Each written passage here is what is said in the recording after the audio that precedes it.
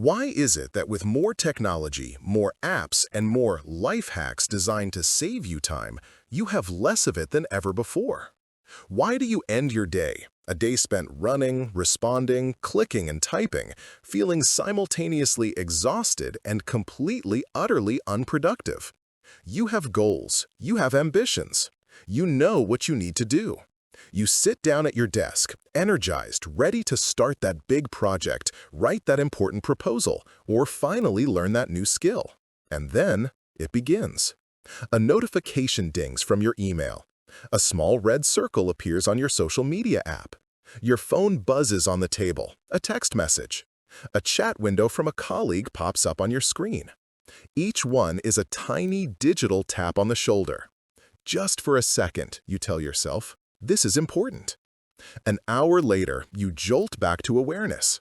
You've clicked through a dozen emails, put out 3 small fires, scrolled through a newsfeed, and responded to a group chat. You've been busy. Your heart rate is slightly elevated. You feel a low-grade hum of anxiety. And that one important task, the one thing that could actually move your life forward, it's sitting right where you left it, untouched. You look at the clock, and that familiar sinking feeling washes over you.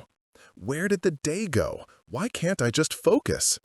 I want you to listen to me, and listen closely. This is the most important thing you will hear today. You are not lazy. You are not undisciplined. You do not lack willpower. You are a casualty of war. You are living in the age of distraction. And your brain, the most sophisticated piece of biology in the known universe, is under a constant, relentless siege. You are drowning in what technologists call continuous partial attention, a digital fog. You're everywhere and nowhere, all at once. Busy but not productive. Connected but not present. This isn't your fault, but it is your problem. Your environment, both physical and digital, has been perfectly engineered to make you fail. It has been designed by the most brilliant minds of our generation, backed by billion-dollar budgets, with one single solitary goal: to capture and monetize your attention. You are fighting an invisible battle against an enemy you can't see, an enemy that has set up camp inside your own head. To win this war, you must first understand the battlefield, and that battlefield is your brain. What I'm about to share with you isn't theory, it's a biological reality. The feeling of fragmentation you experience every day isn't just a feeling. It is a physiological event happening inside your skull. Let's meet the 2 key players in this fight. First, there is your prefrontal cortex, or your PFC. This is the part of your brain right behind your forehead. This is the you think of as you. It's your inner CEO. It handles long-term planning, complex decision-making, emotional regulation, and, most critically, focusing your attention. It's the part of your brain that wants to write the book, build the business, and be present with your family. It is new, evolved, and powerful, but it is also slow and it gets tired very easily. Second, there is a much older, deeper part of your brain. A key component of this ancient system is called the nucleus accumbens. This is your reward center. This part of your brain is not logical. It doesn't care about your 5-year plan. It doesn't care about your deadline tomorrow. It is a primitive survival mechanism that operates on one simple, powerful rule. Does this feel good? Is it novel? Is it rewarding? If yes, do it again. The currency this reward center deals in is a powerful neurotransmitter you've almost certainly heard of: dopamine. Dopamine is often called the pleasure molecule, but that's not quite right. It's the motivation molecule. It's the chemical that says, pay attention, this is important for survival. When our ancestors found a new source of food or water, their brains released dopamine. That chemical signal told them, remember this is good, seek it out again. And here is the heart of the problem. Your smartphone, your apps, your email inbox, they have hijacked this ancient survival system. That ding of a new email, that like on your photo, that endless novel scroll of a newsfeed. Each one of these is not just a digital event, It is a chemical event. Each one provides your brain with a tiny, unpredictable hit of dopamine. Your reward center, which evolved to find berries in a bush, is now getting the same reward signal from checking your phone. This has created a devastating dopamine-driven feedback loop. Your prefrontal cortex, your CEO, says, "I need to focus on this report for the next hour." But your ancient reward center, now trained like a casino slot machine addict, screams, "No, forget the report. Check the phone. There might be a reward, a like, a new email, a funny video. We need the hit." Who wins that fight? The one you've been training more. Every time you just check your phone, you are casting a vote. You are strengthening that addictive pathway. You are teaching your brain on a physical, neurological level that the distraction is more important than your intention. This isn't a fair fight. It's your conscious, deliberate PFC trying to reason with a deeply embedded, lightning-fast compulsion loop. And right now, that loop is winning. But the cost is far greater than just lost time. This constant battle is fragmenting your cognition. Your brain cannot multitask. It's a biological impossibility. What you think of as multitasking is actually task switching, and it's incredibly inefficient. Every time you switch from that important report to your email and back to the report, your brain pays a cognitive switching cost. A residue of your attention stays stuck on the previous task. Imagine you're trying to have a deep, meaningful conversation with a loved one, but every 3 seconds, a different person taps you on the shoulder and asks you a random question. How deep would that conversation be? How connected would you feel? That is what you're doing to your own brain all day long. The result is a cognitive disaster. Your focus is shattered into 1,000 tiny pieces. Your thinking becomes shallow. Your error rate skyrockets. And worse, this frantic switching triggers your brain's alarm system, the amygdala, which floods your body with cortisol. That's the stress hormone. This is why you feel so exhausted. This is why you're anxious. You are living in a chronic, low-grade state of fight or flight, trapped in a chemical soup of stress and cheap rewards. Your brain isn't broken. It is overloaded. It is crying out for a lifeline. Now, take a deep breath, because I am about to throw you that lifeline. What if you could change this? What if you could hit a hard reset button on your brain's reward system? What if you could calm the storm, clear the fog, and take back control? This is not a theoretical question, it is a practical one, and the answer is monk mode. Let's be very clear about what monk mode is and what it is not. It is not about rejecting the modern world. It is not about becoming a hermit, throwing your phone in the ocean, and moving to a cave. Monk mode is the antidote. It is a 30-day, science-backed system designed to do one thing: help you regain neurological control. For 30 days, you are going to systematically and intentionally rebuild your mind. The problem, as we've established, is not your willpower. So the solution cannot be willpower. You've already learned that trying harder fails. This is about rewiring. Here is the most hopeful, powerful concept in all of neuroscience: neuroplasticity. Your brain is not fixed. It is not a static piece of hardware. It is a dynamic, living system that is constantly changing its own structure and function based on what you do and what you pay attention to. The very same force of neuroplasticity that allowed your brain to get addicted to distraction can be harnessed to make it resilient to distraction. The same dopamine system that created the trap can be retrained to reward deep, meaningful work. Monk Mode is your 30-day neuro rehab program. Over the next 30 days, this system will guide you through a step-by-step protocol to starve the part of your brain that is hooked on the cheap hits of digital distraction. Feed the part of your brain that thrives on deep focus and meaningful progress, your prefrontal cortex. Rebuild your attention span, your resilience, and your ability to do the one thing you were meant to do. I want you to pause for a moment and truly imagine this. Picture yourself 30 days from now. You sit down at your desk to work. Your phone is in another room, and you don't care.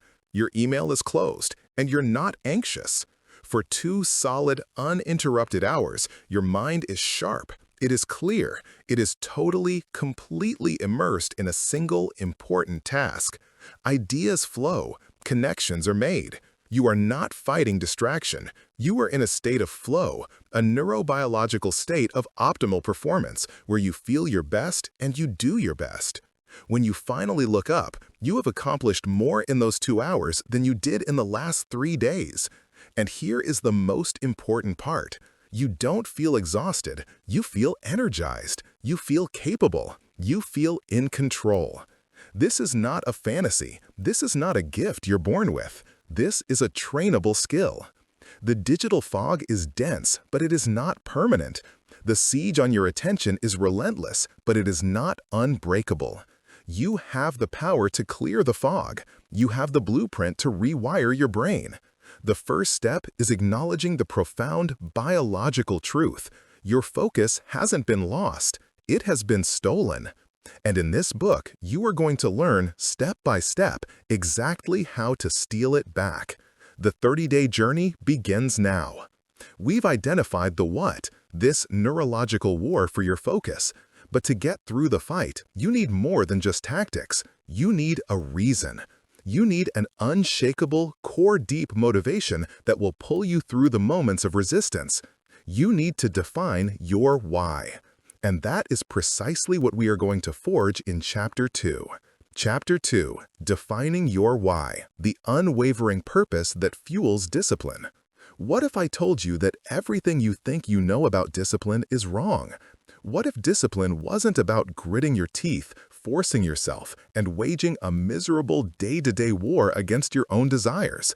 What if, instead, true discipline felt less like pushing a giant boulder up a muddy hill and more like being pulled by an irresistible high-powered magnet? Think about the last time you tried to force a change. Let's use the most classic example, the New Year's resolution. On January 1st, you decide, this is the year I get in shape. You buy the gym membership, you purchase the new running shoes, you throw out the junk food. Your motivation is high. For the first week, you're a machine. You wake up early, you go for the run, you feel proud. The second week, it's a little harder. It's cold outside, you're sore. You hit the snooze button, but you still drag yourself to the gym. By the third week, the real world hits. A big project lands on your desk. You have a terrible night's sleep. It's raining. Your brain starts its soft, insidious negotiation. You're so tired. You deserve a break. Just one day off won't hurt. You've been so good. We can start again tomorrow. And just like that, the chain is broken. Tomorrow becomes the next day, and then the next. By mid-February, the new running shoes are gathering dust by the front door, a monument to a failed attempt. Why does this happen? Every single time. It's because you were running on the most finite, unreliable, and overrated fuel source in the human body: willpower. You have been taught that discipline is a brute force attack. You believe that successful people just have more willpower than you do. This is a complete and total lie. Relying on willpower is like trying to power a city with a single AA battery. In Chapter 1, we established that your brain is overloaded. Your prefrontal cortex, your inner CEO, is exhausted from fighting the constant battle against distraction. Willpower lives in that prefrontal cortex. And by 10 a.m., after you've decided not to check your phone, what to wear, how to answer that email, and what to eat for breakfast, your willpower battery is already flashing red. You are not failing because you are weak. You are failing because your strategy is broken. You are trying to push yourself toward a goal you think you should achieve. The monk mode system is not about pushing, it is about being pulled. It's about finding a why so powerful, so deep, and so non-negotiable that it acts as your North Star. A why that provides a relentless, internal, and sustainable source of energy. A why that makes the choice to be disciplined not a chore, but an alignment. The motivation trap. Are you running on fumes? To understand how to build this why, you first have to dismantle the weak whys you're currently using. In psychology, there are two types of motivation, and I guarantee you've spent your entire life chasing the wrong one. The first and most common is extrinsic motivation.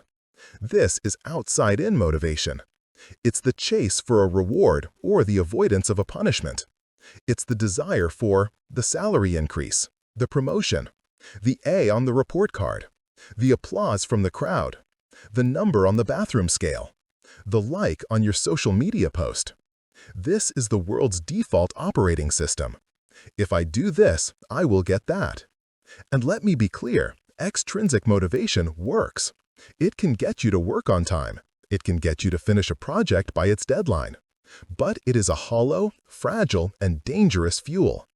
It is weak fuel because the reward is always external to the action. You don't do the work because you love the work. You do the work to get the paycheck. This creates a constant internal drag, a friction. It is fragile fuel because as soon as you get the reward, the motivation vanishes. Let's imagine a concrete scenario. Think of a colleague. We'll call him Mark.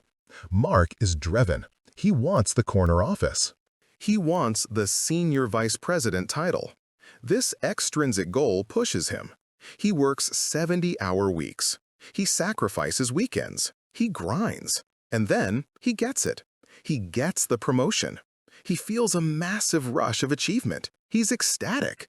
His family is proud. For about a week. Then Monday comes, and he's just Mark. But now he has more meetings, more responsibility, and more stress. The corner office is just his office. The senior vice president title is just what his email signature says. The reward is gone, and the internal engine sputters to a halt. So what does he do? He has to find a new goal. Now I need to become executive vice president. This is the hedonic treadmill. It is one of the most important concepts you will ever learn. It's the documented human tendency to return to a stable level of happiness regardless of major positive or negative life events. Your brain, in its quest for stability, or homeostasis, has a happiness set point. When you get that new car, that promotion, that new house, you get a temporary spike in happiness. But your brain recalibrates. The new car just becomes your car. The new house just becomes your house. The new salary just becomes your baseline. You are running faster and faster on a treadmill, but you are not moving forward. And here is the dark biological truth. This chase for the next hit, it uses the exact same dopamine reward circuitry as the social media like from Chapter 1. You are treating your life's goals like just another hit. You are turning your entire career, your entire life, into one long, exhausting, dopamine-driven feedback loop. And it is the reason you feel successful on the outside, but hollow on the inside. It is a recipe for burnout. Now, what if there was another way? What if the fuel source itself was the act of driving? This is intrinsic motivation. This is inside-out motivation. It's when you do something not for an external reward, but because the act itself is its own reward. You are driven by curiosity. You learn something just for the sake of knowing. Mastery. You practice a skill because you love the feeling of improving. Purpose. You contribute to something you believe is bigger than you. Autonomy. You value the freedom to choose your own path. Think about the last time you were in a state of flow. So absorbed in a task that you lost all track of time. Maybe it was playing an instrument, gardening, coding, writing, or having a deep conversation. You weren't doing it for a paycheck. You were doing it for the joy of doing it. That is intrinsic motivation. It is clean, it is sustainable, it is powerful. And your why must be intrinsic.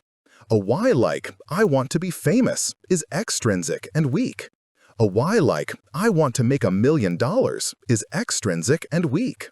A why like, I want to look good in a swimsuit, is extrinsic and weak. A why like, I must master this craft because the process of creation makes me feel alive. That is a why that will pull you through the fire. Your why as a neurological weapon. So, you're sold. You need an intrinsic why. But here's the part that no one else will tell you. This why is not a fluffy feel-good affirmation. Your why is a neurological tool. It is a high-powered weapon in the daily battle for control of your brain. Let's go back to the battlefield. In one corner, you have your prefrontal cortex, PFC. As we said, this is your CEO. It's the part that understands your long-term why. It wants to achieve monk mode. It wants to be healthy, focused, and purposeful. It is logical, but it is slow and energy-intensive. In the other corner, you have your amygdala. This is your ancient, primitive alarm system. The amygdala's job is not to make you happy. Its job is to keep you safe. And its definition of safe is comfortable, familiar, and easy. The amygdala hates monk mode. The moment you try to do something new, hard, or unfamiliar, like sitting down to meditate instead of scrolling, or going for that run instead of staying on the couch, your amygdala fires off an alarm. It screams in the language of emotion. This is uncomfortable. This is boring. This is hard. It might be a threat. Stop. Go back to the couch. Check your phone. That's safe. That's familiar. Your poor PFC, with its logical, quiet goal of, I should probably get in shape, doesn't stand a chance. The amygdala's emotional scream for comfort right now hijacks your brain and wins the battle. You stay on the couch. This is where your why comes in. A vague, extrinsic goal, I want to lose 10 pounds, is a whisper. The amygdala will drown it out every single time. But a deep, intrinsic, emotionally charged why, that is a bullhorn. A why like, I must be healthy, strong, and clear-headed so I can have the boundless energy to be truly present for my children and build a legacy they can be proud of. When your amygdala screams, stay on the couch, it's comfortable. Your PFC, armed with that why, can now scream back with equal or greater emotional force. No, the mission is more important than your comfort. This is the key. You are not defeating your short-term impulse with logic. You are overpowering one emotion, the desire for comfort, with a much stronger one, the passion for your purpose. Your why is the prime directive for your prefrontal cortex. It gives your CEO the authority and the power to override the amygdala's short-term, comfort-seeking impulses. When your why is big enough, the how becomes easy. When your why is clear, the discipline is no longer a battle. It is simply the alignment of your actions with your identity. You don't force yourself to go to the gym.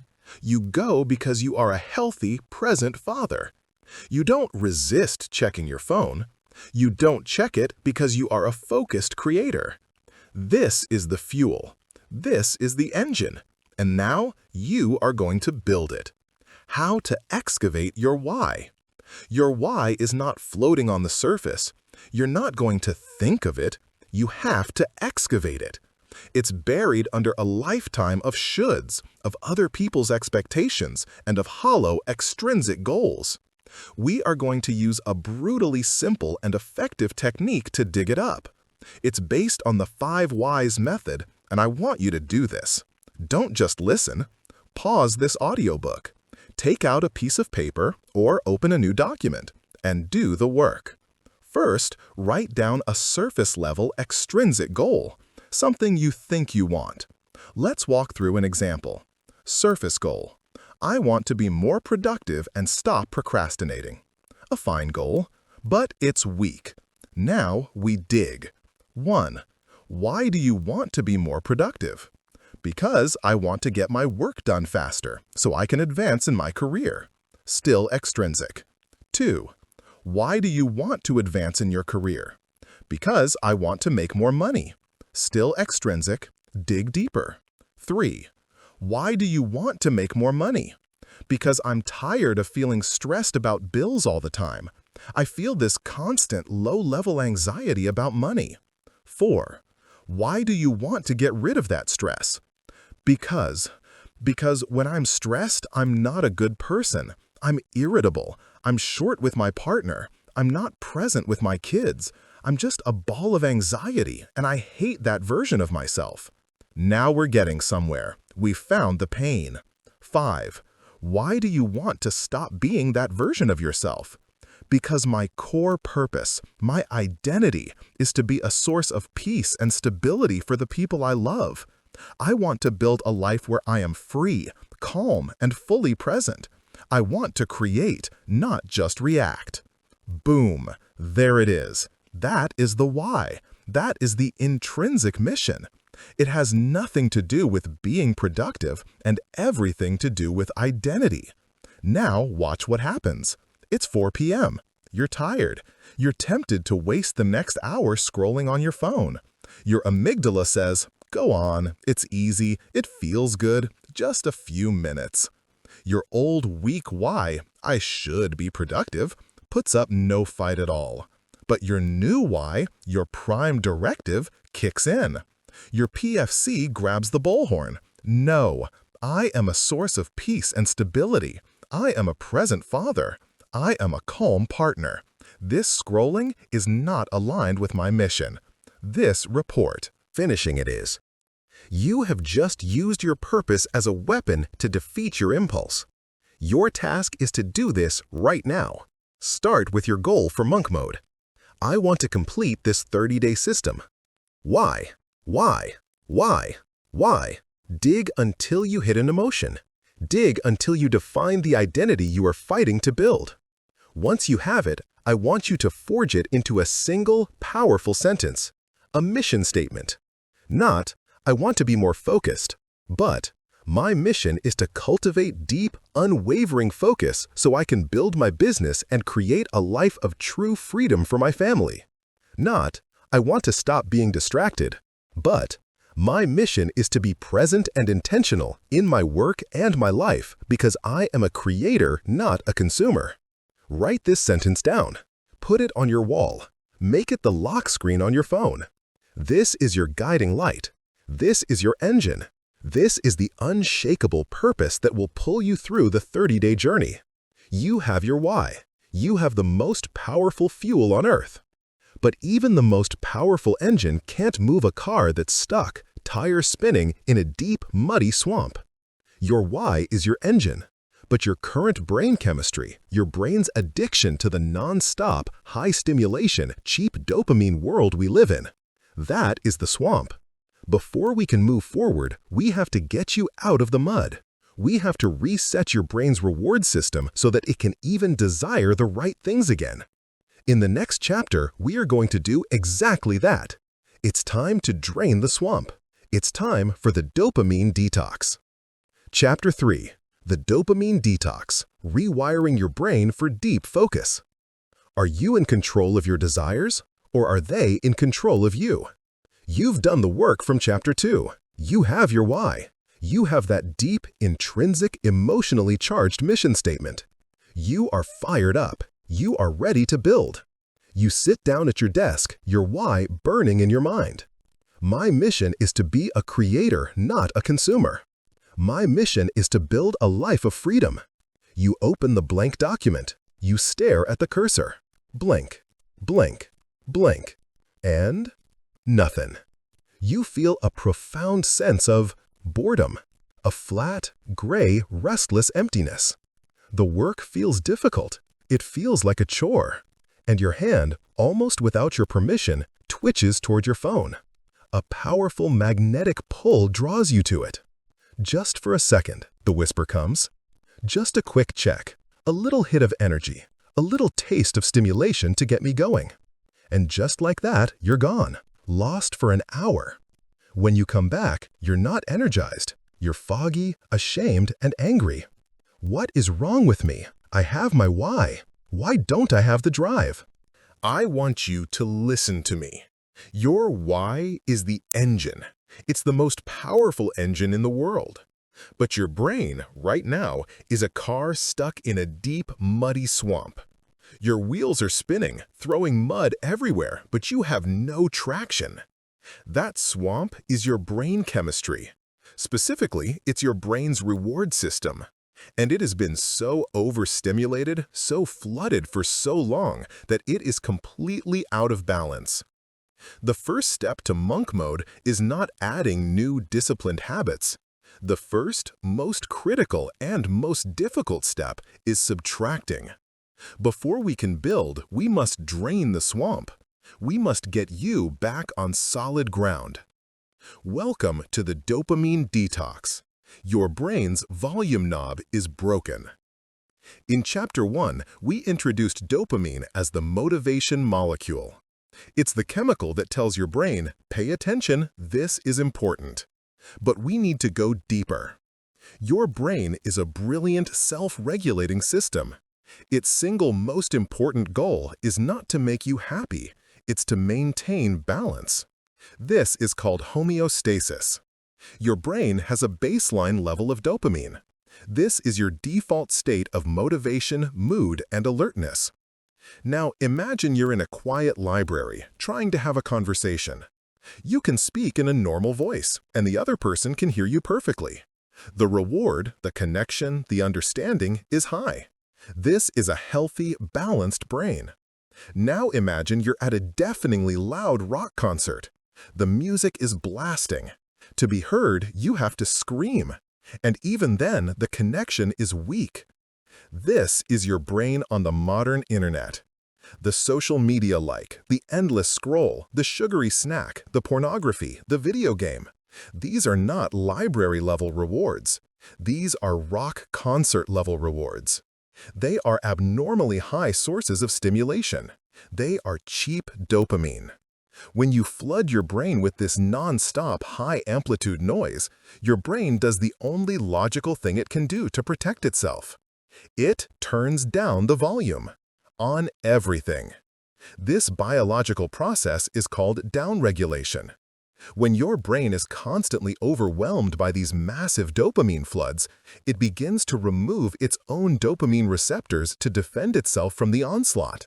Specifically, it reduces the density of your D2 receptors. I want you to get this. Your brain, in an attempt to survive the constant artificial pleasure you've been feeding it, literally dismantles the very ears it uses to hear the signal of motivation. Now, what happens? Your baseline level of dopamine, your normal default state, plummets. You need more stimulation just to feel normal. And this is the tragedy. What happens when you sit down to do your real work? What happens when you try to have that deep conversation in the library? The reward for that work, the subtle, slow burn, meaningful reward of making progress on a difficult project, of learning a new skill, of being present with your family, is a library-level reward. But your brain, which has turned its volume knob all the way down to survive the rock concert, can't even hear the whisper. The work itself gives you nothing, no hit, no reward, no feeling of accomplishment. It just feels boring. This is not a moral failing. This is a chemical imbalance. Your brain has been so desensitized by the fire hose of cheap dopamine that it is now blind to the subtle rewards of meaningful work. You are stuck. You crave the hit. The cheap hit from your phone is the only volume you can still hear. The meaningful work gives you nothing. So you are trapped in a loop. You feel unmotivated, so you seek stimulation. The stimulation you seek causes the lack of motivation in the first place. This is the swamp, and you will never get out of it by trying harder. You will never outrun this loop. You have to break it. You have to stop. You have to quiet the noise. The cure for boredom is boredom. The goal of the dopamine detox is to resensitize your brain. We are going to force your brain to turn its internal volume knob back up. We are going to allow those D2 receptors to grow back, to repopulate. How? By systematically starving them of the cheap stimuli they're addicted to. I have an analogy for you. Imagine you've eaten nothing but intensely sweet processed candy for a year. Every meal, every snack, pure sugar. Then someone hands you a fresh, crisp apple. What would it taste like? It would taste like nothing. It would be sour, bland, and unsatisfying. Now imagine you eat nothing but simple, clean food for 30 days. No sugar at all. And then you bite into that same fresh, crisp apple. What would it taste like? It would be an explosion of flavor. It would be incredibly, breathtakingly sweet. The apple didn't change. You did. Your brain's reward system is the same. The cheap dopamine is the candy. The meaningful work is the apple. Right now, your work tastes like nothing. We are going to go on a sugar fast so that your work can taste like everything. This is the first pillar of the monk mode 30-day system, and it is the foundation for everything else. For the next 30 days, but especially in this first week, your primary goal is to lower the noise. Here is the practical, non-negotiable protocol. This is not a suggestion. This is the prescription. I'm going to give you 2 levels. Level 1 is the absolute minimum for all 30 days of monk mode. Level 2 is the hard mode. I strongly recommend you adopt for at least the first 7 days to kickstart the rewiring process. Level 1. The 30-day monk mode baseline non-negotiable. No infinite scroll feeds. This is the big one. You will delete the apps from your phone. No TikTok, no Instagram, no Twitter, no Facebook, no LinkedIn feed, no YouTube suggested feed, no news feeds. You are not a passive consumer. You can check DMs or messages for specific planned communication. You can go to YouTube to search for a specific predetermined video, but you cannot, under any circumstances, browse or scroll. No high dopamine media. This means no pornography. 0. It is the cheapest, most potent, and most damaging form of dopamine flooding, and it must be eliminated. This also includes video games, especially high-stimulation, multiplayer, reward-based games. No passive consumption. This means no mindless television surfing, no background noise podcasts you're half listening to, no nonstop news channels. If you are going to watch something, it must be intentional. E.g., I am sitting down with my partner to watch one pre-selected movie tonight. Level 2. The 7-day hard reset. Recommended for week 1. This is about embracing true boredom to accelerate the healing. For the first 7 days, you will follow all of Level 1 plus. No auditory noise. No podcasts, no audiobooks, and no music unless you are exercising or it is instrumental music played while you are doing your deep work. No headphones on your walk. No background chatter. No palate noise. No refined sugars, no highly processed junk food, no fast food, no sodas.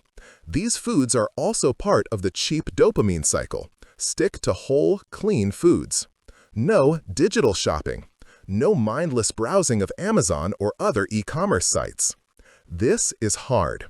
Yes, that's the point. I'm not going to lie to you. The first 72 hours of this will be miserable. You are an addict. We are cutting off your supply. You will feel bored. You will feel restless. You will feel irritable. Your brain will scream at you for its fit. It will invent 1,000 important reasons to just check your phone. This is the withdrawal. And you must not give in. Because this boredom, this restlessness, that is the sound of your brain healing. That is the feeling of the rock concert finally stopping. That is the feeling of your baseline recalibrating. So what do you do when this urge hits? When you feel that clawing, anxious boredom? You do not run from it. You sit with it. You observe it. Ah, there it is. The craving. That's the withdrawal. That's the feeling of my D2 receptors trying to find their cheap fix. And then you replace the urge with a monk mode approved activity. Read a physical book. Write your thoughts in a journal. Go for a walk without headphones. Sit in a chair and stare out the window. Think, and, most importantly, do your hard work. Here is the magic. Around day 3 or day 4, you will sit down at your desk. You will feel that same urge, but this time you have no escape. Your phone is neutered. Your environment is quiet. So you sit there, and you open the blank document. You push through the discomfort. You write one good sentence. And then a strange thing happens. You feel a spark. A small, warm, real flicker of pride. A genuine hit of dopamine. Your brain, now living in the quiet library, heard the whisper, and it loved it. You write another sentence. Another hit. You solve one small part of the problem. Another hit. And before you know it, you are in flow. You are pulled in. The work itself has become the most compelling, most rewarding thing in your environment. You have just rewired your brain. You have taught it to love the apple of effort, not the candy of distraction. You have retrained your reward system to work for you, not against you. This is the most fundamental shift in the entire monk mode system. You are draining the swamp. You are getting your tires back on solid ground. You have quieted your internal world. But now we have to deal with the external world. Your phone may be quiet, but it is still there. Your desk may be clear, but your email is still waiting. You've fixed your brain chemistry. Now we must fix your environment. In the next chapter, you will become an architect. You will learn to design a physical and digital world that automates your discipline and makes focus the path of least resistance. Chapter 4. Architect of the Void. Designing your distraction-free environment. There is a phrase you must burn into your mind, a truth that separates amateurs from professionals. You do not rise to the level of your goals. You fall to the level of your systems. I'll say it again. You do not rise to the level of your goals. You fall to the level of your systems. You have your why. You've begun the dopamine detox. You are primed for change. But let me ask you a question. Look at your desk right now. Look at your phone. Look at your computer's desktop. Is that environment, that system, designed for your success? Or is it designed for the success of the apps, marketers, and colleagues who want to steal your attention? Be honest.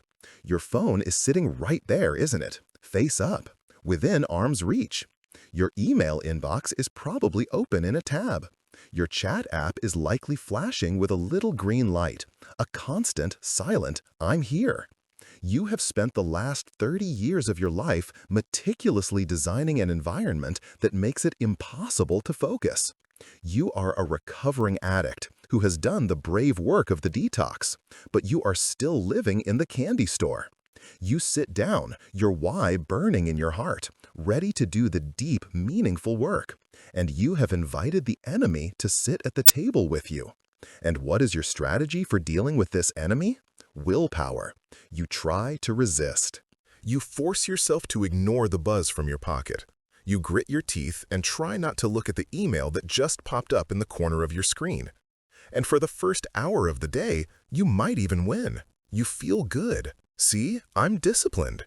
But you are waging a war you are guaranteed to lose. The lie of willpower and the truth of decision fatigue. In Chapter 1, I introduced your prefrontal cortex, PFC, your inner CEO. This is where your willpower lives. What I need you to understand today is that your willpower is not a virtue. It is not a character trait. It is a finite, measurable, biological resource.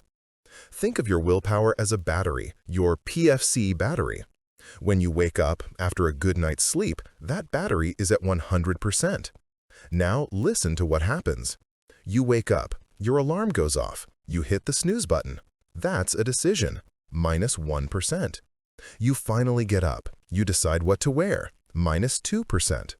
You decide what to eat for breakfast, -1%. You decide whether to check your phone before you shower. You decide to resist. That costs energy, -3%. Psychologists call this decision fatigue. Every single decision you make, from the profound, should I take this new job, to the absolutely trivial, paper or plastic, draws power from the exact same battery. Now, let's apply this to your distraction-filled environment. You sit down to work at 9 a.m. Your battery is at, say, 85%. Your phone buzzes. You make the conscious decision not to look at it. That decision costs you. Your battery dips to 82%. An email notification dings in your headset. You make the conscious decision to ignore it and stay on task. Your battery dips to 79%. A colleague's chat message pops up in the corner of your screen. You decide to finish your thought before you answer. Your battery dips to 76%. It is 9:15 a.m. You haven't even started your real work, and you have already forced your brain to fight 3 separate battles. You are hemorrhaging cognitive energy.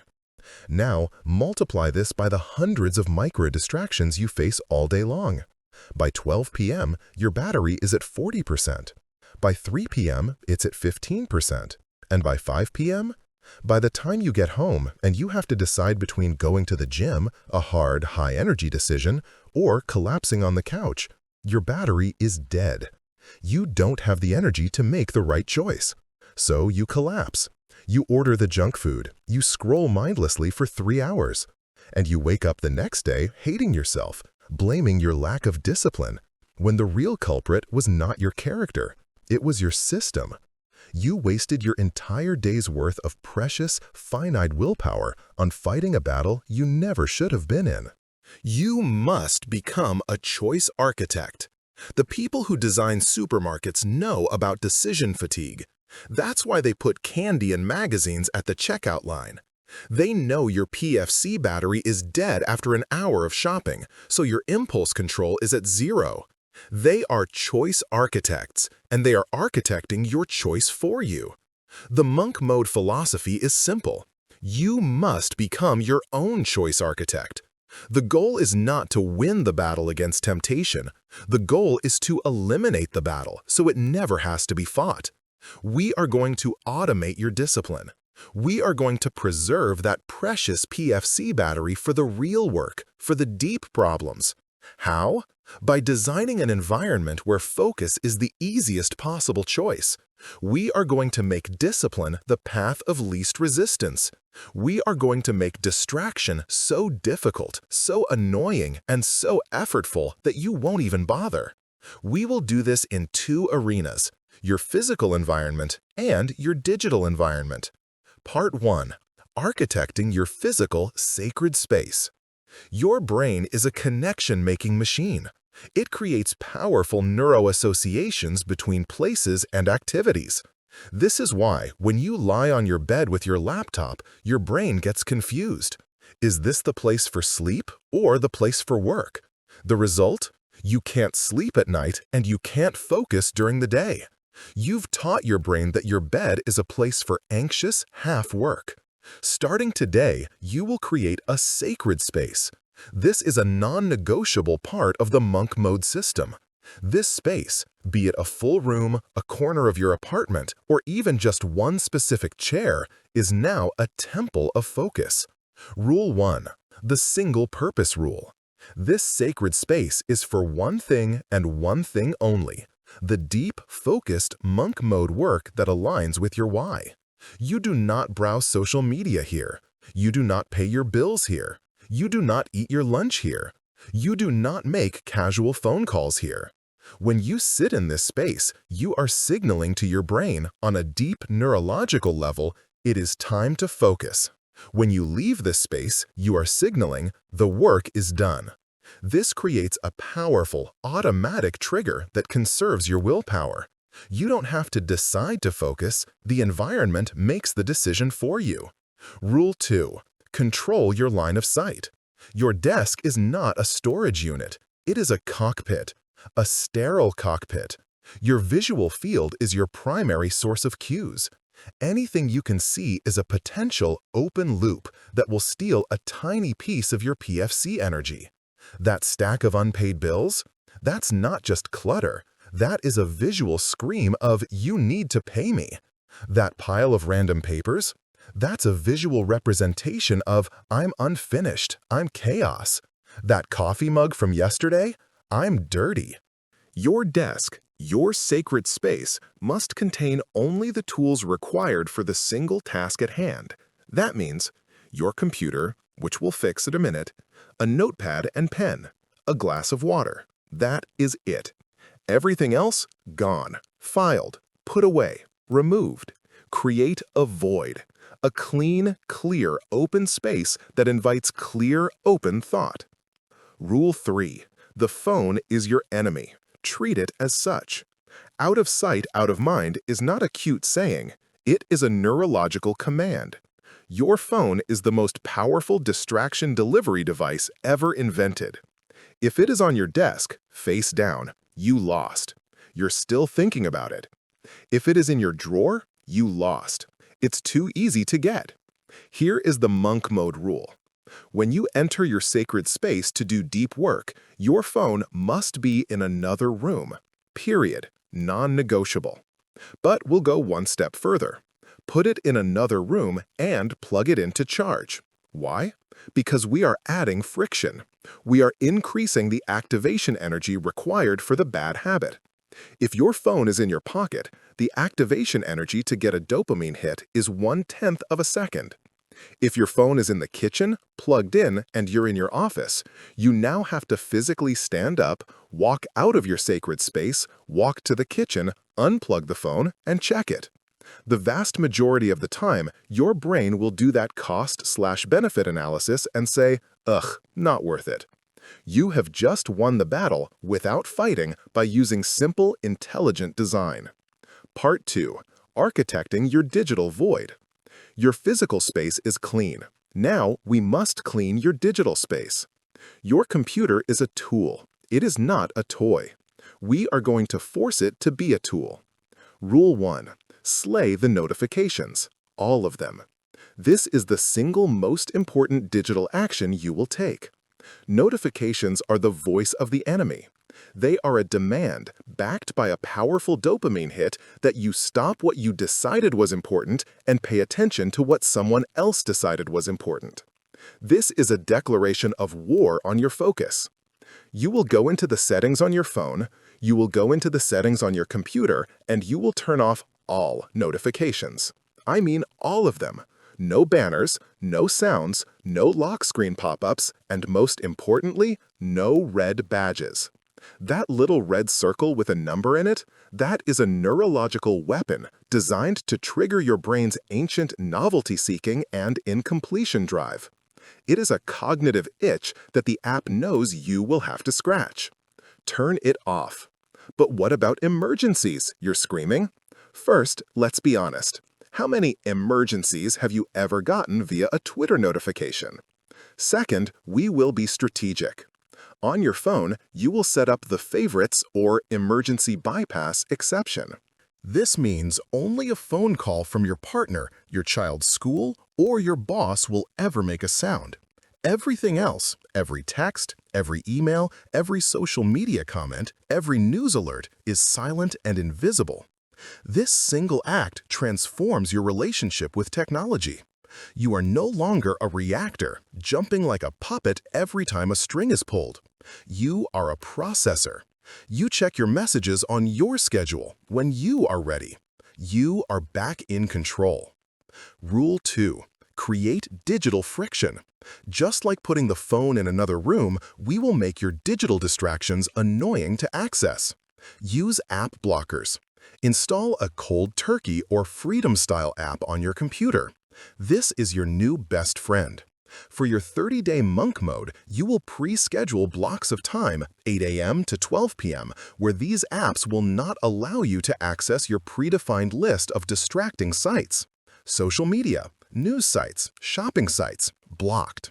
You will try to go there out of habit, and the app will stop you.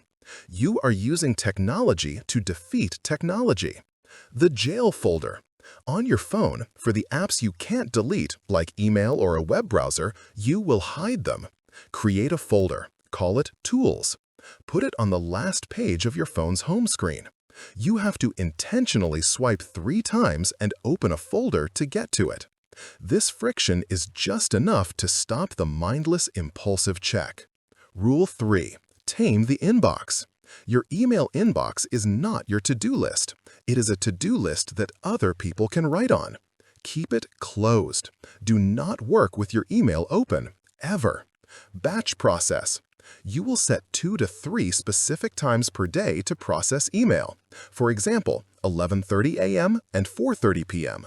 For 30 minutes, you will process it. You will answer, delete, or delegate, and then you will close the tab. Your job is not to answer email. Your job is to do your work. The fortress is built. Now you must train. Let's pause and look at what you've done. You've built your why. You've reset your brain's reward system. And now you have built a fortress of focus. Think of the before you, sitting at a cluttered desk, phone buzzing, email dinging, desperately trying to use a dead battery of willpower to fight a war you were designed to lose. Now picture the after you. You walk into your sacred space. It is clean. It is quiet. Your phone is in another room. You sit down. Your computer is a tool, not a casino. There are no notifications. The path of least resistance, the easiest possible thing to do in this environment, is your work. The environment is set. The brain is primed. The fortress is secure. Now, what is the actual practice of monk mode? How do you use this newfound clarity? You've built the stadium. Now it's time to learn how to play the game. In the next chapter, we are going to master the single most powerful, productive, and misunderstood skill of the 21st century. It is time to master the art of the single task. Chapter 5. The Pillar of Singularity. Mastering the art of the single task. What if you could accomplish in 2 hours what currently takes you all day? What if the key to unlocking 10x productivity wasn't about hustling harder, wasn't about grinding longer, but was about radically changing the way you work? Now, let me tell you a hard truth. The single greatest lie ever sold to the modern worker is the myth of multitasking. It is a lie, it is a fraud, and it is poisoning your brain. We wear busyness as a badge of honor. We take pride in our ability to juggle. We sit in a meeting, half listening, while discreetly answering an email on our laptop and simultaneously thinking about the text message that just buzzed in our pocket. We feel like a high-performance executive, a master of our universe. But what are we really?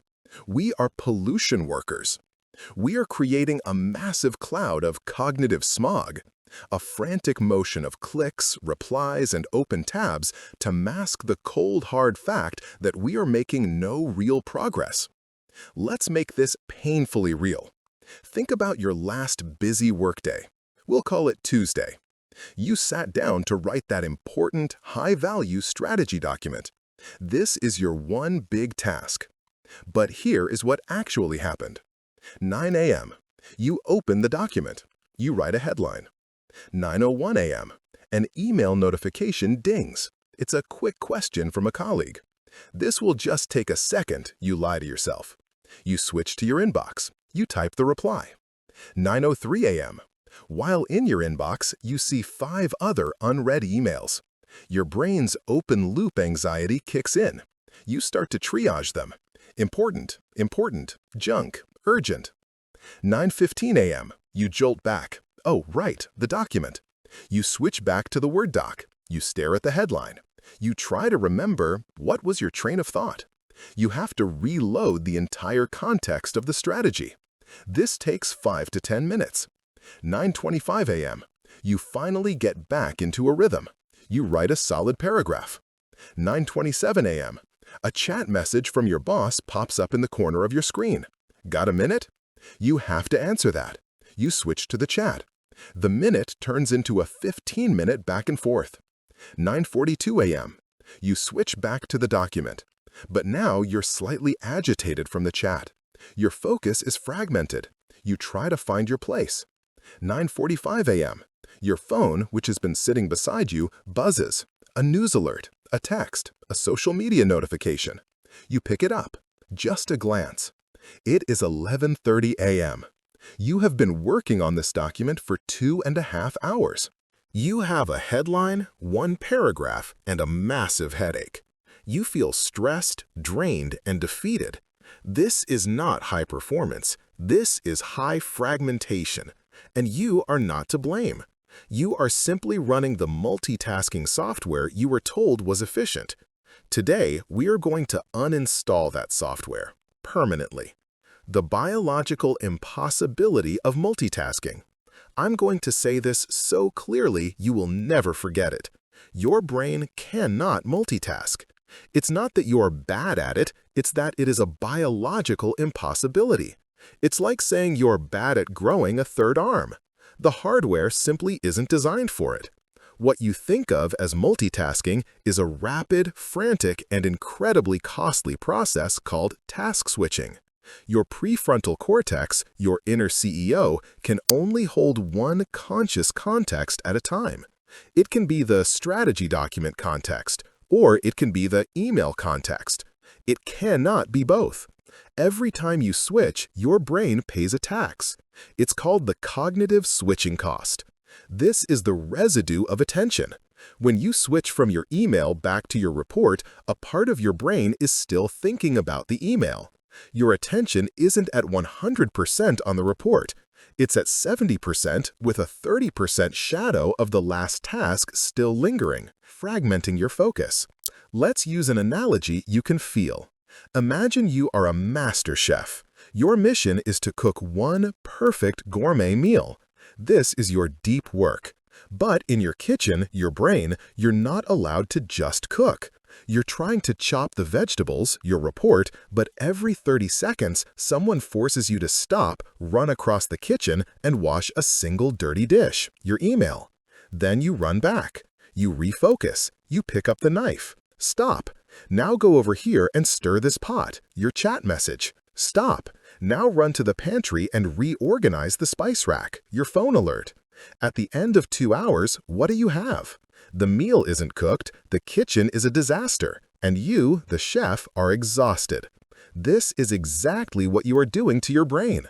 You are spending all of your precious mental energy on the switching, not on the work. You're spending your day cleaning the cutting board and running around the kitchen, not cooking the meal. But the cost is even worse than just lost time. It's physiological. This constant frantic switching is profoundly stressful for your brain. Your ancient alarm system, the amygdala, interprets this chaos as a threat. We can't keep up. We're being attacked from all sides. We are losing control. And what does the amygdala do when it senses a threat? It does its job.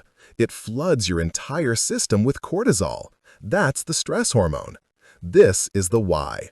This is why multitasking doesn't just make you unproductive, it makes you miserable. That feeling of being wired and tired, that low-grade anxiety, that headache behind your eyes at 3 p.m., that is the chemical residue of a brain you have forced into a state of chaotic, high-stress, low-performance task switching. It is a broken system. And the monk mode solution is beautifully simple. It is the pillar of singularity.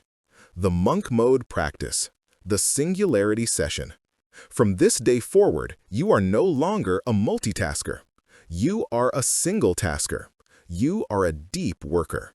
You are not going to try to focus. You are going to schedule focus.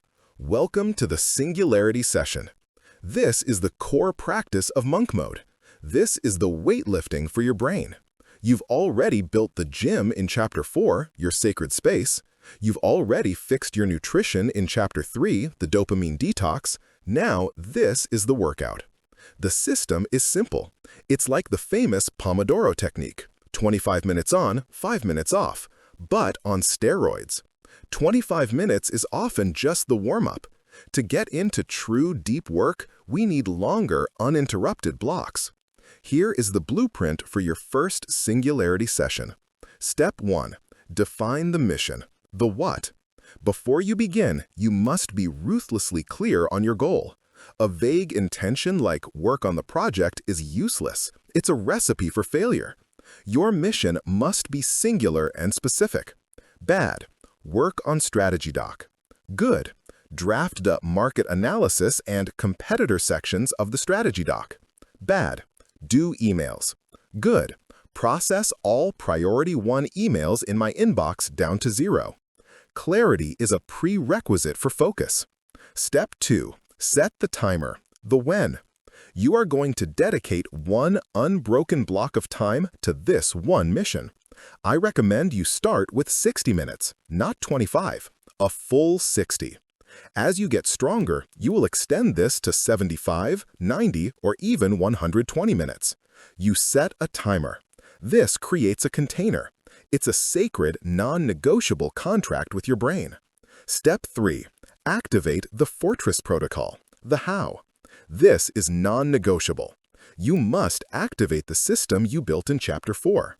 You are in your sacred space. Your phone is in another room. All notifications are off. Chapter 4. Your email tab is closed. Your chat program is quit. The only thing on your screen is the one tool needed for your one mission. Step 4. The boredom barrier, the fight. This is the most important part. You will start the timer, and for the first 5, 10, maybe even 15 minutes, your brain will rebel. You will feel the phantom buzz in your pocket. You will feel the compulsive urge to open a new tab. You will feel the boredom we talked about in Chapter 3. This is the boredom barrier. This is your addicted brain screaming for its fix. This is the moment where 99% of people cave. You are the 1%. You will not give in. You will acknowledge the urge, there's the itch again, and gently, firmly, without judgment, bring your attention back to the task. You will use your why, Chapter 2, as your anchor. Step 5. The mind dump, the capture. What happens if a brilliant or urgent idea pops into your head? Oh, I must remember to email Dave about the quarterly numbers. You do not switch tasks. You do not open your email. You have a physical notepad on your desk. You write, email Dave, Q numbers. It takes 2 seconds. The thought is captured. It is no longer open in your brain's RAM. And you immediately return to your mission. You have defeated the distraction without paying the switching cost. Step 6. The flow state, the reward. Sometime after you pass the 15-minute boredom barrier, something magical will happen. The world will disappear. That internal chattering monkey mind will go silent. It will just be you and the work. Your sense of time will distort. Your sense of self will fade. You are not trying to work. You are the work. This is the flow state. This is not a woo-woo concept. This is a measurable neurobiological state of optimal performance. Your brain waves literally change. You are so deeply immersed, so singularly focused, that your brain is operating at 5, 10, even 20 times its normal capacity. This is the deepest high a human being can experience. It is the reward of mastery, Chapter 2, not the cheap hit of distraction. The new you, the after scenario. Let's rerun that Tuesday. This is the new you, the monk mode you. 9 a.m. You set your mission. Draft market analysis and competitor sections. You set your timer for 90 minutes. You execute the fortress protocol. Phone and kitchen, all tabs closed. 9 to 9:15 a.m. You feel the itch. You crave a distraction. You ignore it. Use your notepad to dump a random thought. You stay on task. You are cooking. 9:15 to 10:25 a.m. You are gone. You are in the flow state. Your fingers are flying. You are pulling ideas from your subconscious. You are making connections you didn't know existed. The work is effortless. 10:30 a.m. The timer dings. You wake up. You jolt, looking at the clock, shocked that 90 minutes have passed. It felt like 20. You look at your document. It's done. Not just done, it's the best work you've done all quarter. And how do you feel? You are not drained. You are not anxious. You are energized. You are buoyant. You are proud. You have just accomplished in 90 minutes what used to take you 2 full days of fragmented, stressful pollution working. This is the promise of monk mode. It's not about more work, it's about deeper work. This singularity session is your new core habit. You will schedule 1, then 2 of these every single day. This is the engine of your new life. You now have the mental practice.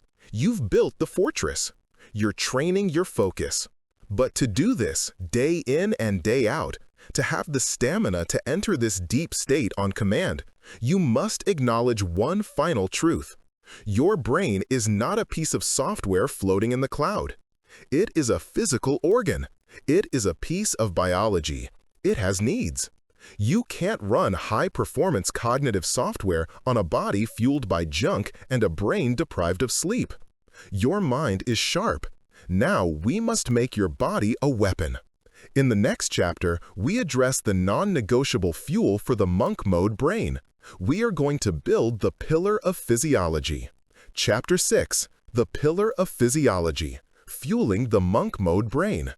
You're trying to run the most sophisticated, high-performance cognitive software in the universe. You're trying to write a book, build a business, learn to code, compose a masterpiece. And you are fueling this billion-dollar piece of machinery with cheap gas and yesterday's garbage. You sit down for your singularity session, your why burning in your heart, demanding greatness. And you've prepared for this high-stakes cognitive marathon with a sugar-loaded donut and 3 cups of acidic coffee. You're trying to be a high-performance mind, but you are completely ignoring the body that houses it. Why? Why do we treat the brain as if it's some ethereal, magical cloud that floats above our shoulders, completely disconnected from our physical selves? Your brain is not software. It is a physical organ. It weighs 3 pounds. It is made of fat and protein. It consumes a full 20% of your body's oxygen and calories despite being only 2% of your weight. It is a voracious, demanding, and incredibly sensitive piece of biology. And for years, you have been ignoring its most basic needs. Let's talk about that feeling. That feeling you get around 10:30 a.m. or 2:30 p.m. That thick, heavy cotton wool feeling between your ears. Brain fog. You feel slow. Your thoughts are sluggish. Your motivation is gone. You can't find the words. You can't find the focus. You reread the same sentence 6 times. And what do you say to yourself? I'm so lazy today. I just can't get motivated. I must be undisciplined. You blame your character. You blame your willpower. You blame your morals. And all along, you have completely missed the real culprit. It's not your character. It's your chemistry. Your brain fog, your anxiety, your lack of motivation, these are not feelings. They are symptoms. They are the direct physical result of a system you are mismanaging. You are not lazy. You are malnourished. You are dehydrated. You are sleep deprived. You are trying to build a new life, but your biological foundation is crumbling. Today, we rebuild that foundation. Your brain on the blood sugar roller coaster. Let's follow the typical path of your day. You wake up and you're already tired. Why? We'll get to that.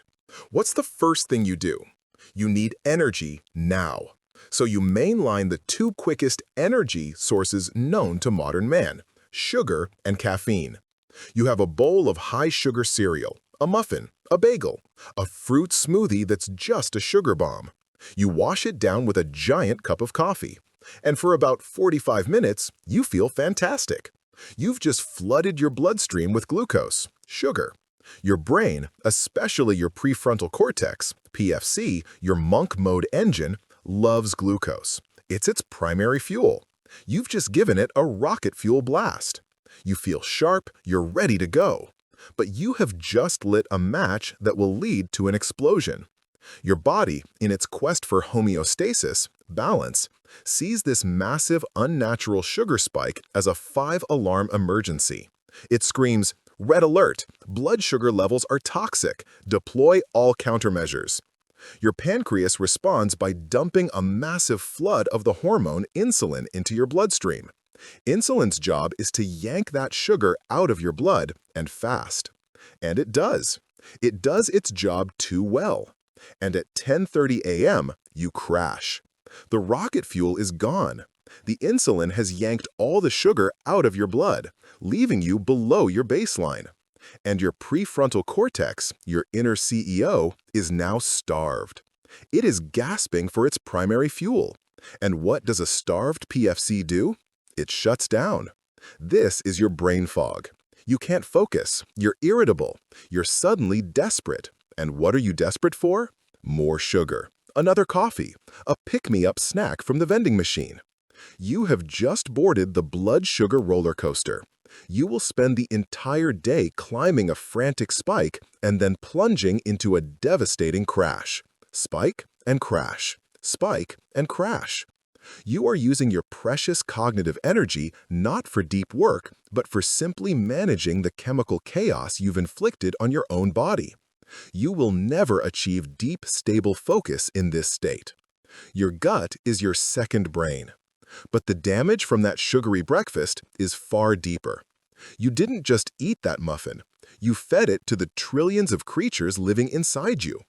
Let's talk about your gut-brain axis. This is one of the most stunning discoveries in all of neuroscience. Your gastrointestinal tract, your gut, is not just a plumbing system. It is a command center. It is lined with over 100 million nerve cells. It is, in every sense of the word, your second brain. And this second brain is in constant direct chemical communication with the first brain in your skull. More importantly, your gut is home to your microbiome, trillions of bacteria that are not you but are essential to your survival. And I need you to listen to this fact very, very closely. Over 90% of your body's total supply of serotonin is not produced in your brain. It is manufactured in your gut. Let that sink in. Serotonin is the feel-good neurotransmitter. It regulates your mood, your feelings of calm, your optimism, and your motivation. When you eat processed junk, refined carbs, and simple sugars, you are feeding the bad bacteria in your gut. These bacteria thrive on sugar. They multiply, and they disrupt your gut's ability to manufacture serotonin. They create inflammation, and they send stress signals up the vagus nerve directly to your brain. That anxiety you feel, that low-grade depression, that crushing lack of motivation that makes your why feel so distant, you think it's in your head, but it may be originating in your gut. You are trying to be a focused, disciplined monk while your second brain, sick, inflamed, and fed on junk, is screaming panic signals and sadness chemicals at your first brain. You are fighting a war on two fronts. Are you sleeping on a pile of brain trash? So, you fix your diet. You're off the roller coaster. You're feeding your gut. But you're still a hustler. You're still proud of surviving on 5 or 6 hours of sleep. Sleep is for the weak, you tell yourself. I'll sleep when I'm dead. No, you will be mentally dead long before that if you don't stop. Sleep is not a passive state of rest. It is an active, critical, high-performance maintenance function. Let me introduce you to your brain's janitor, the glymphatic system. All day long, while you're awake, thinking, and working, your brain cells are producing toxic byproducts. Metabolic waste. Think of it as brain trash. One of these toxins is a protein called amyloid beta. All day, this trash builds up in the spaces between your brain cells. Now, when you enter deep sleep, something incredible happens. Your brain cells actually shrink by up to 60%. This opens up channels between the cells, and your brain flushes your entire system with cerebrospinal fluid, which washes the toxins out of your brain and down into your body's circulatory system to be disposed of. This is the glymphatic system at work. It is your brain's deep cleaning cycle. But here is the catch. This cleaning crew only comes out in deep sleep. When you cut your sleep short, when you get 6 hours instead of 8, you are robbing the cleaning crew of their time. They get halfway through the job and then, beep beep, your alarm goes off. You wake up and you are waking up with yesterday's toxic proteins still sloshing around your synapses. That is brain fog. It's not a feeling, it is a physical state of toxicity. You are not groggy, you are clogged. You are trying to do brilliant, creative, deep work while your brain is literally full of garbage. This is why your thinking is slow, this is why you're irritable, this is why you have no creativity. You are trying to paint a masterpiece using dirty water. The monk mode physiological protocols. Your singularity sessions are the workout. Your why is the motivation. But your physiology is the foundation. You cannot build a skyscraper on a swamp. Starting today, you will stop treating your body like an afterthought. You will treat it like the professional-grade equipment it is. We are not aiming for a beach body. We are aiming for an optimized brain. This is the pillar of physiology, and it has 3 non-negotiable protocols. Protocol 1. Fuel, the steady burn protocol. Your goal is to get off the roller coaster and feed your second brain. Hydration first. Your brain is 75% water. A mere 2% drop in hydration immediately impairs cognitive function, memory, and focus. Before you ever have a cup of coffee, you will drink 1 full 16-ounce 500 milliliters of water. Immediately upon waking. Fire the roller coaster. For these 30 days, you will eliminate the spike and crash foods. No sugary cereals, no muffins, no donuts, no sodas, no refined flour bagels or white bread. Hire the steady burn team. You will build your meals around the monk mode fuel trio: protein, healthy fats, and fiber. Examples: eggs, avocados, nuts, seeds, leafy greens, vegetables, chicken, fish. Why? This trio slows down the absorption of energy. It gives your PFC a stable, steady, slow-release line of fuel all morning long. No spike, no crash. This also feeds your good gut bacteria, which will start manufacturing serotonin for you. You will literally be eating your motivation. Protocol 2. Movement, the neurogenesis protocol. Your goal is not to get swole. Your goal is to grow your brain. The 30-minute mandate. You will engage in 30 minutes of non-negotiable daily movement. A brisk walk is all it takes. This is a mental, not physical exercise. When you do moderate, sustained exercise, your brain releases a protein called BDNF, brain-derived neurotrophic factor. This is not just a nice-to-have. BDNF is Miracle-Grow for your brain. It is a neurogenesis booster. It actively helps you grow new neurons and protects your existing ones, especially in the hippocampus, memory, and your prefrontal cortex, focus. Application. When you're in a singularity session and you hit a wall, don't reach for your phone. Stand up. Do 50 jumping jacks. Go for a 5-minute fast walk. Get your heart rate up. Command your brain to release the BDNF and then sit back down and solve the problem. Protocol 3. Recovery, the brainwash protocol. This is the most important protocol of all. Sleep is not a negotiation. The 8-hour rule. You will schedule an 8-hour opportunity to sleep. That means if you have to wake up at 6 a.m., your head on pillow time is 10 p.m., period. This is your most important meeting. The monk mode digital curfew. This is the one that will change your life. 1 full hour before your scheduled head on pillow time, all screens go off. Phone, TV, laptop, tablet, off. Why? The blue light from those screens is a direct signal to your brain that it is midday. It shuts down your brain's production of melatonin, the sleep hormone that initiates the cleaning cycle. The new ritual. This last hour is your glymphatic prep. You destimulate. You read a physical book, paper, not a screen. You listen to calm music. You stretch. You meditate. You journal. You tell your brain the day is done. Prepare the cleaning crew. You will wake up for the first time in years with a brain that is clean, rested, fueled, and ready.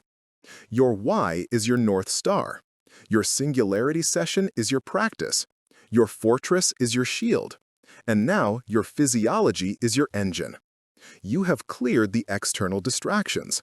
You have cleared the internal physical fog. But there is one last battlefield. You've quieted the world. But what do you do when the distraction is coming from inside your own head? What do you do when you are your own worst enemy? In the next chapter, we will tame the monkey mind. We will build the pillar of stillness. Chapter 7. The Pillar of Stillness. Winning the war against your thoughts. You've done it. You have followed the system. You've built your fortress of focus, your sacred space. It is a masterpiece of choice architecture. It is clean, it is quiet. Your phone is in another room. Your notifications are dead. Your body is primed. You're off the blood sugar roller coaster. Your second brain is fed. Your first brain is washed, hydrated, and humming with clean energy. Your singularity session timer is set. You sit down. You open the blank document. You are in a perfect, distraction-free void. And that's when the real enemy shows up. The room is silent, but your head is screaming. Did you remember to send that email to accounting? You know you really sounded stupid in that meeting yesterday. Everyone probably thinks you're an idiot. What if this project fails? What if I fail? I'm probably not cut out for this. I'm a fraud. I wonder what's happening on the news right now. I'm bored. This is hard. I should just check my email, just for 1 second, just to clear my head. You have built the perfect prison for your external distractions, only to find you are locked inside with a lunatic. This is the monkey mind. It is the endless, anxious, chattering narrator in your skull. It's the part of you that never shuts up. It jumps wildly from regrets about the past to anxieties about the future, completely bypassing the only place where your work actually exists, right now. This is, without question, the most advanced and most difficult enemy you will face. You can't close the tab on your own thoughts. You can't put your own brain in another room. So what do you do? What do you do when you have eliminated every possible distraction only to discover that you are the distraction? You have to win the war inside your own head. To do that, you must first understand the battlefield. The battle of the two brains. For decades, we've used the monkey mind as a metaphor.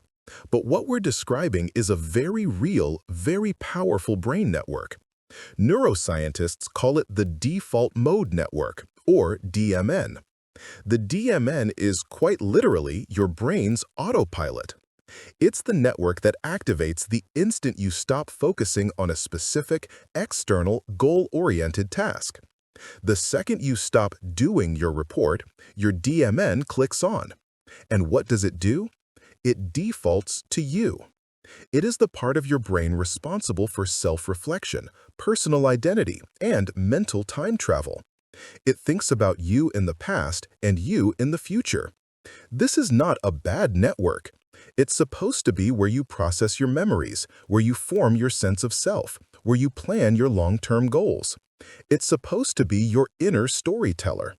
But here is the problem. In the modern, anxious, chronically stressed, and overstimulated human, the storyteller has become a critic. The storyteller has become a panic artist. Your DMN is no longer a gentle screensaver. It is a hyperactive, ruminative loop generator. It is the biological source of your monkey mind. It's the DMN that hijacks your attention and pulls you into that shame spiral about yesterday's meeting. It's the DMN that yanks you out of the present and into a paranoid fantasy about all the ways you might fail next week. This is the true source of procrastination. Think about it. You sit down to do your deep, focused work. That work is hard. It requires your full conscious attention. Your brain, which is wired to seek comfort and avoid pain, sees this hard work as a threat. So your hyperactive DMN immediately clicks on and offers you an escape. It pulls you inward, into its anxious, familiar fog. Hey, come in here. Let's think about that embarrassing thing you did in 2017 instead. Let's worry about your finances. Let's analyze that weird text from your friend. This DMN-generated fog feels awful. It's a cloud of anxiety, self-doubt, and analysis paralysis. And what is the fastest way to escape this internal pain? An external hit. You reach for your phone. You open your email. You click on a news site. You grab a cheap dopamine hit to numb the internal anxiety that your own DMN created. You are not procrastinating. You are self-medicating against your own overactive brain. You are trapped. So, how do you fight back? You can't fight the DMN with the DMN. You can't think your way out of your own thinking. You have to activate the other network. Scientists call this the task-positive network, or TPN. The TPN is your focus network. It's the singularity session network. It's the part of your brain that lights up when you are doing a task, solving a problem, and are engaged with the external world. Here is the neurological key. The DMN and the TPN are like a seesaw. When one is up, the other is, by default, down. They cannot both be fully active at the same time. Your problem is that your DMN muscle is incredibly strong, sticky, and overtrained. It loves being active. It always wants to pull the seesaw down on its side. Your TPN muscle is weak, undertrained, and struggles to hold its own. The instant your focus on your work, TPN, wavers for even a second, your hyperactive DMN slams the seesaw down and hijacks your attention. To win this war, you must stop trying to silence the DMN. That's impossible. You must instead strengthen your TPN. You must build the mental muscle that allows you to choose over and over again which side of the seesaw you want to be on. This brings us to the final, most crucial pillar of monk mode, the pillar of stillness. And the exercise we will use to build this muscle is called meditation. The most important how-to you will ever learn. First, let's destroy the myth. If you have ever tried meditation and failed, it's because you were given the wrong instructions. You were told that the goal of meditation is to stop your thoughts or clear your mind. This is a lie, and it is the exact opposite of the goal. You cannot stop your brain from thinking. That is its job. Telling your brain, "Don't think," is like telling your heart, "Don't beat." A thinking mind is not a failure of meditation. It is the entire point. A wandering mind is not the obstacle. It is the opportunity. Let me say that again. The wandering is the opportunity. Why? Because meditation is not about being calm. It is weightlifting for your prefrontal cortex. It is training. And just like in a gym, the work is not in holding the weight. It's in the rep. It's in the resistance. In meditation, here is the rep. You place your focus on an anchor, like your breath. This activates your TPN.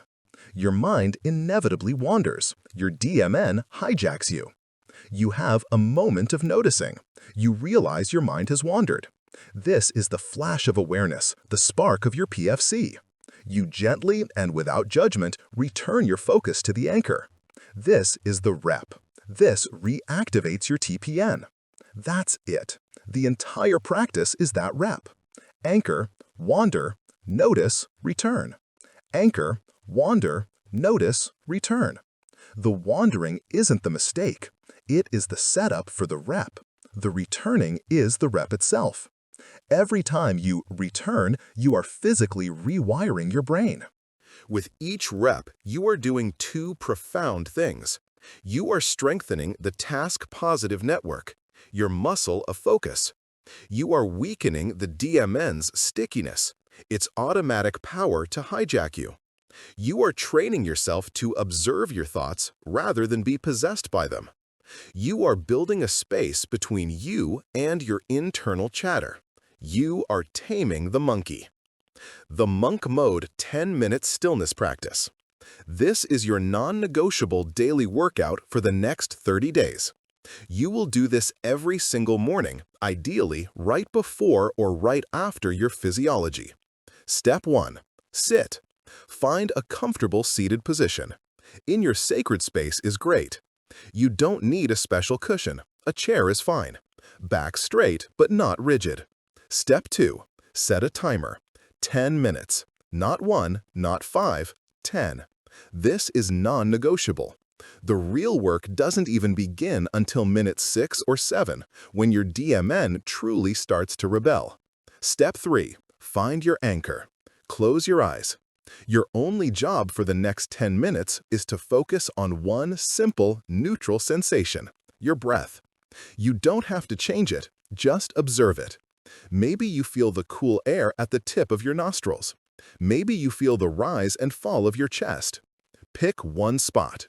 This is your home base. This is your anchor. This is your TPN's target. Step 4. Do the reps. You will now begin the workout. You will focus on your anchor, and within 5 seconds, your DMN will activate. This is boring. Am I doing it right? I need to buy bananas. That email. Step 5. The notice and return. Boom. There it is. The moment you notice your mind is no longer on your breath, you have just won. That noticing is the victory. You woke up. Now, here is the critical part. You must not judge yourself.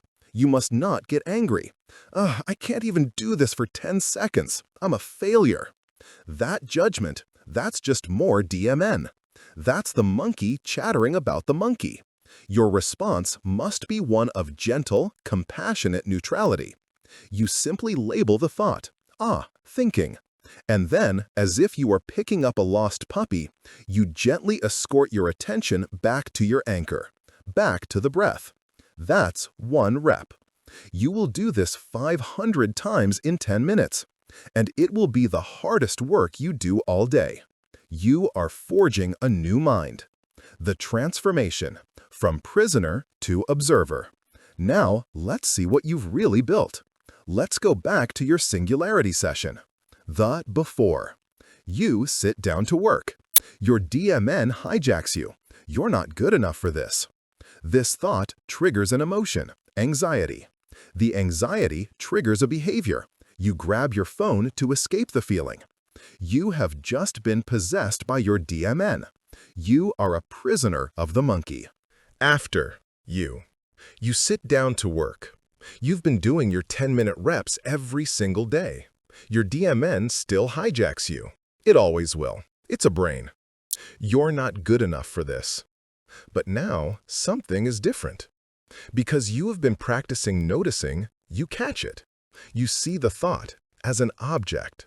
You are not in the thought. You are looking at it. You have created space. You observe it.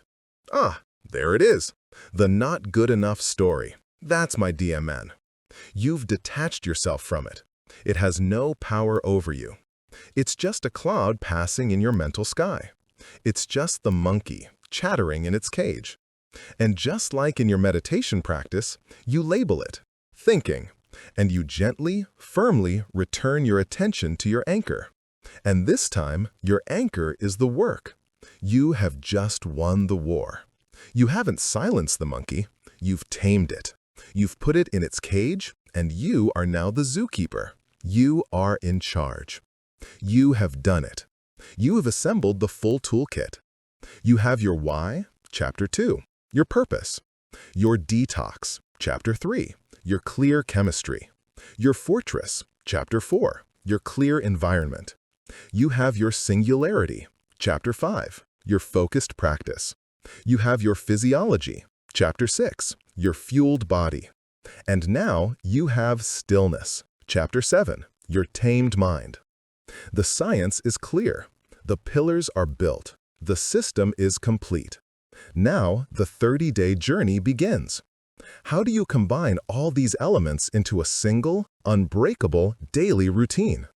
In the next chapter, we hand you the keys. We give you the blueprint. It's time to put aspiration into action. It's time for Day 1. Chapter 8. The 30-Day Blueprint, From Aspiration to Action. The plan is set. The science is clear. The pillars are built. You have your why. You've cleared your chemistry. You've built your fortress. You've mastered the theory of singularity, physiology, and stillness. You have every single piece of the puzzle. Now, the journey begins. This is Day 1. This is the now what moment. How do you possibly combine all of these new, life-altering habits into a single, unbreakable routine?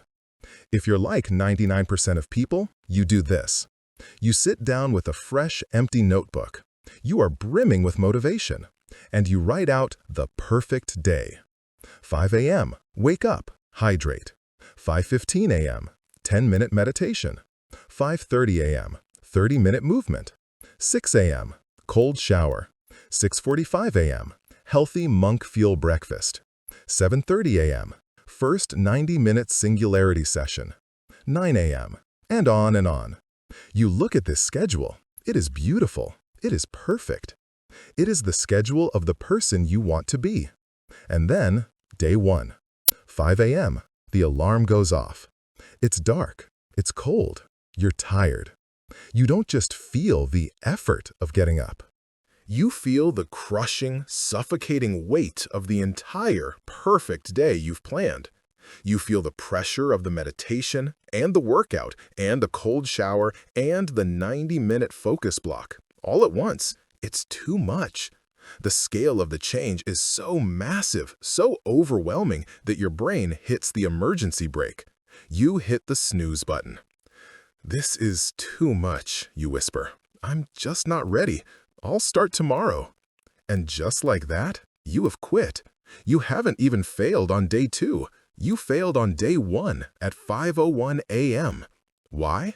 You have all the pieces, but you tried to assemble them all at once. You got overwhelmed, and you shut down. The tyranny of activation energy. This failure isn't a moral one. It's a failure of physics. In physics, there is a concept called activation energy. It's the minimum amount of energy required to start a chemical reaction. A match won't just light on its own. It needs the activation energy of the strike. Your habits are the same. Your old life, the one of scrolling, distraction, and junk food, is a stationary object. It has inertia. It is stable. Your new life, the monk mode life, is a massive transformation. The perfect day schedule you wrote? That requires a godlike amount of activation energy to start.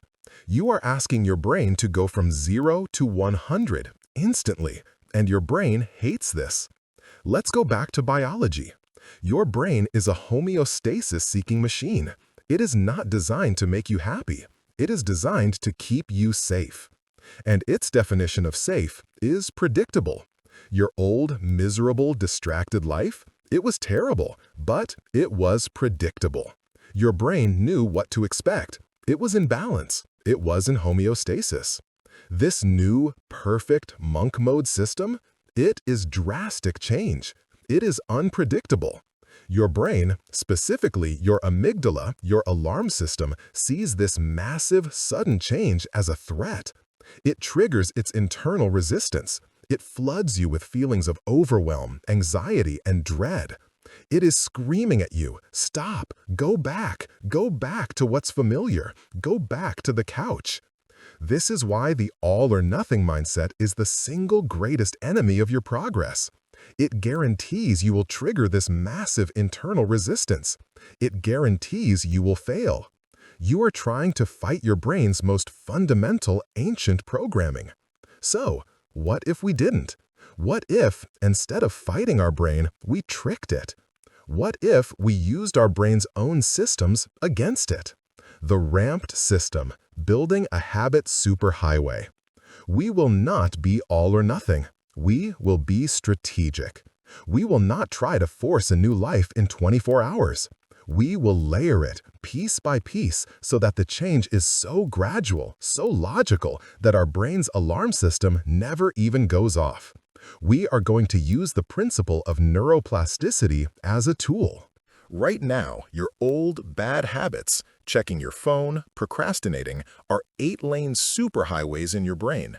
They are fast, automatic, and require zero energy to travel down. Your new monk mood habits?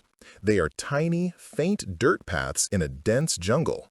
The all-or-nothing approach is like trying to will a superhighway into existence overnight. It's impossible. Our approach, the ramped system, is different. We are going to build our new superhighway one section at a time. In week 1, we're just going to clear the trees for one single path. In week 2, we're going to pave that path. In week 3, we're going to widen it to 2 lanes and add the lights. In week 4, we're going to connect it to the rest of the grid. By the end of 30 days, the new path will be so smooth, so fast, and so automatic that it will become the new default. The activation energy to live in monk mode will become lower than the energy required to go back to your old life. We will make discipline inevitable. This is your 30-day blueprint. This is your how-to manual. I want you to treat this as your non-negotiable operating system. Each week builds on the last. You must maintain the habits from the previous week as you add the new ones. Week 1, days 1 through 7, the detox and the void theme. Clear the ground. Core concept: this week is not about doing more, it is about doing less.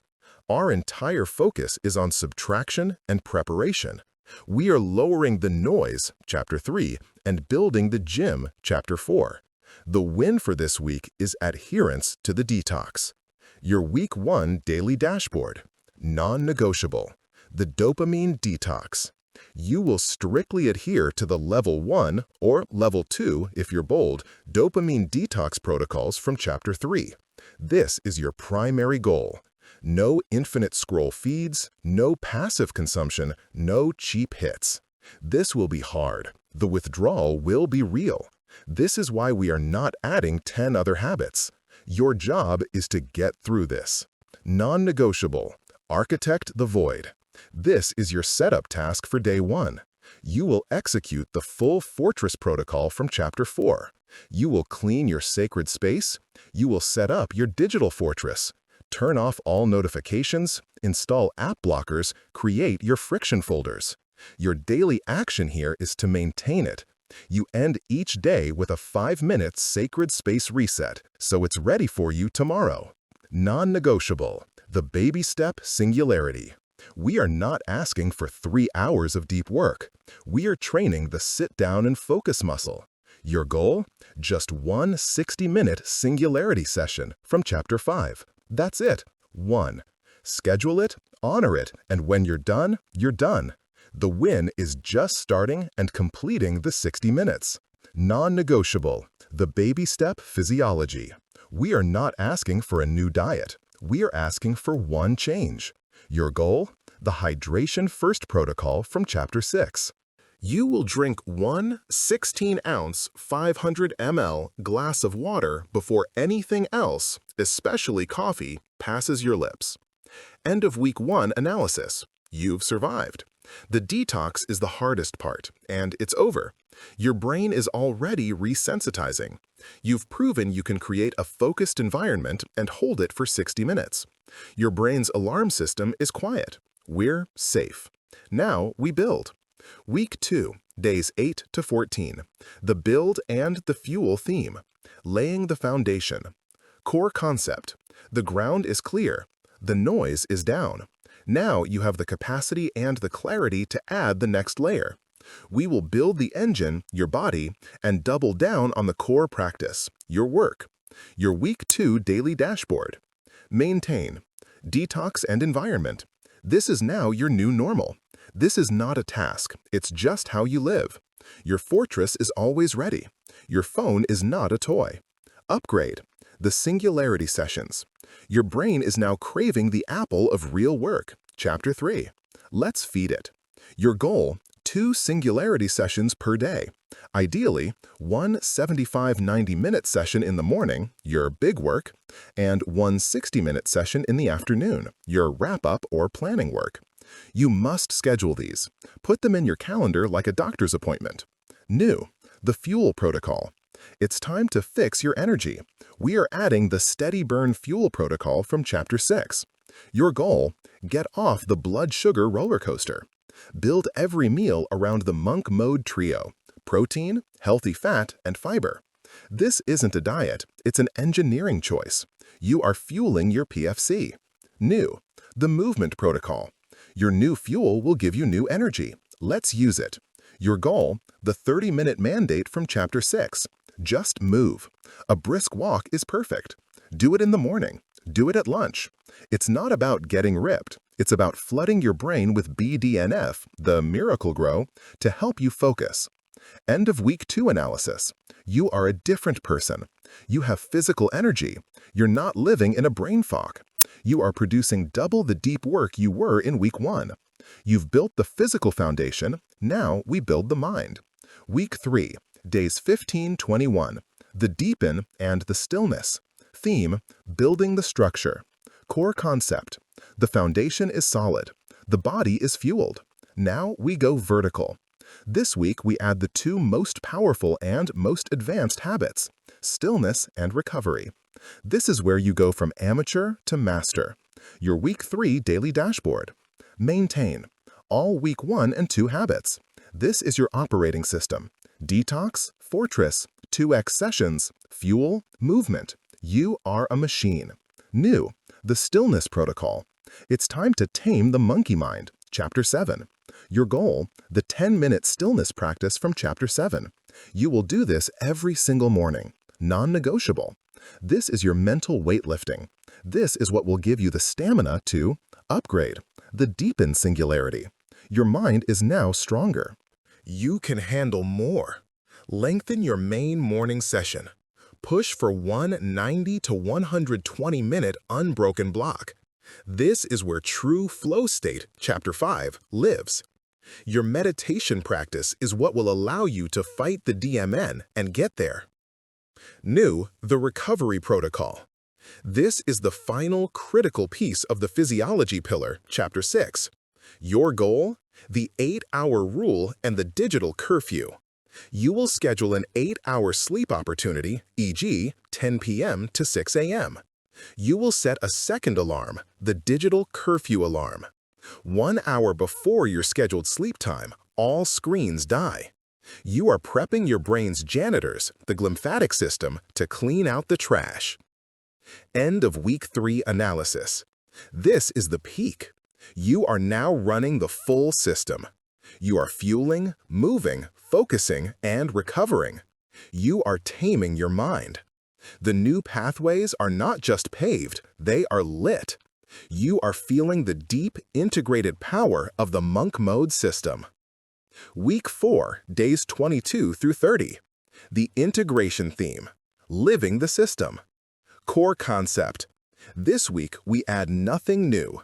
The entire goal of this week is consistency. This is where the habit moves from conscious effort to unconscious automaticity. This is where the superhighway opens. Your Week 4 daily dashboard. Integrate. Run the full system. Detox, fortress, 2x deep work blocks, one of them 90+ men. Monk fuel, 30-minute movement, 10-minute stillness, 8-hour sleep with curfew. This is not a checklist anymore. This is your identity. This is who you are. Focus. Do not break the chain. Your job this week is to observe and protect. Observe your new clarity. Observe your new energy. Feel the difference. Protect the system. Your old self will make one last desperate attempt to pull you back. You've been so good, just one night of scrolling won't hurt. You must protect the chain. End of week 4. The 30 days are complete. The habits are formed. The activation energy to sit down and do deep work is now lower than the activation energy to scroll. The homeostasis of your brain has reset. Your new predictable normal is monk mode. You have the blueprint. You have the step-by-step neuroplastically designed system that guarantees you won't get overwhelmed. The plan is perfect, but reality is not. You will have a bad day. You will get sick. Your boss will call an emergency meeting. You fail. You will break the chain. And in that moment, that is the real test. Not whether you can follow the perfect plan, but what you do in the second after you break it. That one single moment will define your entire journey. And in the next chapter, we are going to build your failure protocol. We are going to prepare you for the unavoidable wall. Chapter 9. The Unavoidable Wall. How to fail, reset, and keep going. You will fail. Let me say that again so it sinks in. You will fail. You are on this 30-day journey, and at some point, you will break the chain. You will skip the 10-minute meditation. You will wake up, see the rain, and skip your 30-minute walk. You will be late on a project, stressed, and you will eat the junk food. You will be bored or lonely or tired, and you will check your phone. You'll fall into a 90-minute social media black hole and surface feeling disgusted with yourself. It is going to happen. This is the moment. This is the unavoidable wall. And it is the single most important moment of your entire 30-day journey. Because the test of monk mode is not whether you can build a perfect system. The test is what you do in the 5 minutes after you break it. For 99% of people, that moment is the end. It's the moment they prove to themselves that they knew it all along, that they just don't have what it takes. This is the what the hell effect. It's one of the most powerful and destructive cognitive distortions in all of human psychology. And it works like this. Let's create a scenario. It's day 18. You are flying. You are running the full week 3 system. You are focused, clean, and clear. You feel invincible. Then you get a call. A massive project at work is on fire. It's a true all-hands-on-deck emergency. You work for 12 straight hours. You're stressed, you're exhausted, and you skip your second singularity session and your afternoon walk. It's fine, you tell yourself. It's an emergency. You finally get home, long after your digital curfew was supposed to start. Your brain is wired from the stress, but your body is dead tired. You know you should just go to bed. But your brain is screaming for a reward, for comfort. You deserve this, the monkey mind whispers. You've been so good. You've had such a hard day. Just 5 minutes. Just 5 minutes on your phone to decompress. You pick it up. 2 hours later, you look up from your screen, a dazed, sick feeling in your stomach. You've been scrolling pure digital junk. You've fallen down a YouTube rabbit hole. And in that time, you also went to the kitchen. And you ate 3 slices of old pizza and half a pint of ice cream. And now comes the voice. That cold, sharp, vicious voice of your inner critic. Wow, you really blew it. 18 days of work. 18, and you just threw it all in the garbage for nothing. You are a fraud. You are a fake. You knew you couldn't do this. You're just a lazy, undisciplined failure pretending to be a monk. And you know what? Since you've already ruined the entire day, since you've already broken the diet and the curfew and the detox, what the hell? You might as well eat the rest of the ice cream. And you can definitely skip your meditation tomorrow, because what's the point of that? The whole system is broken. You're a failure. It's over. And just like that, you have not only hit the wall, you have surrendered to it. You have allowed one slip-up to become a total identity collapse. You have allowed one lost battle to become a surrendered war. Why your brain is a shame accountant? Why is this what the hell effect so powerful? Why does one night of failure feel like it erases 18 days of perfect success? This is not a character flaw. This is a design flaw in your brain's survival hardware. It is called the negativity bias. Your brain is not a fair or objective accountant. It is a survival-obsessed accountant. Its primary job for 200,000 years was not to make you feel good about your progress. Its primary job was to scan for threats.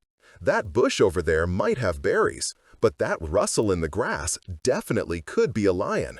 What does your brain pay attention to? The lion.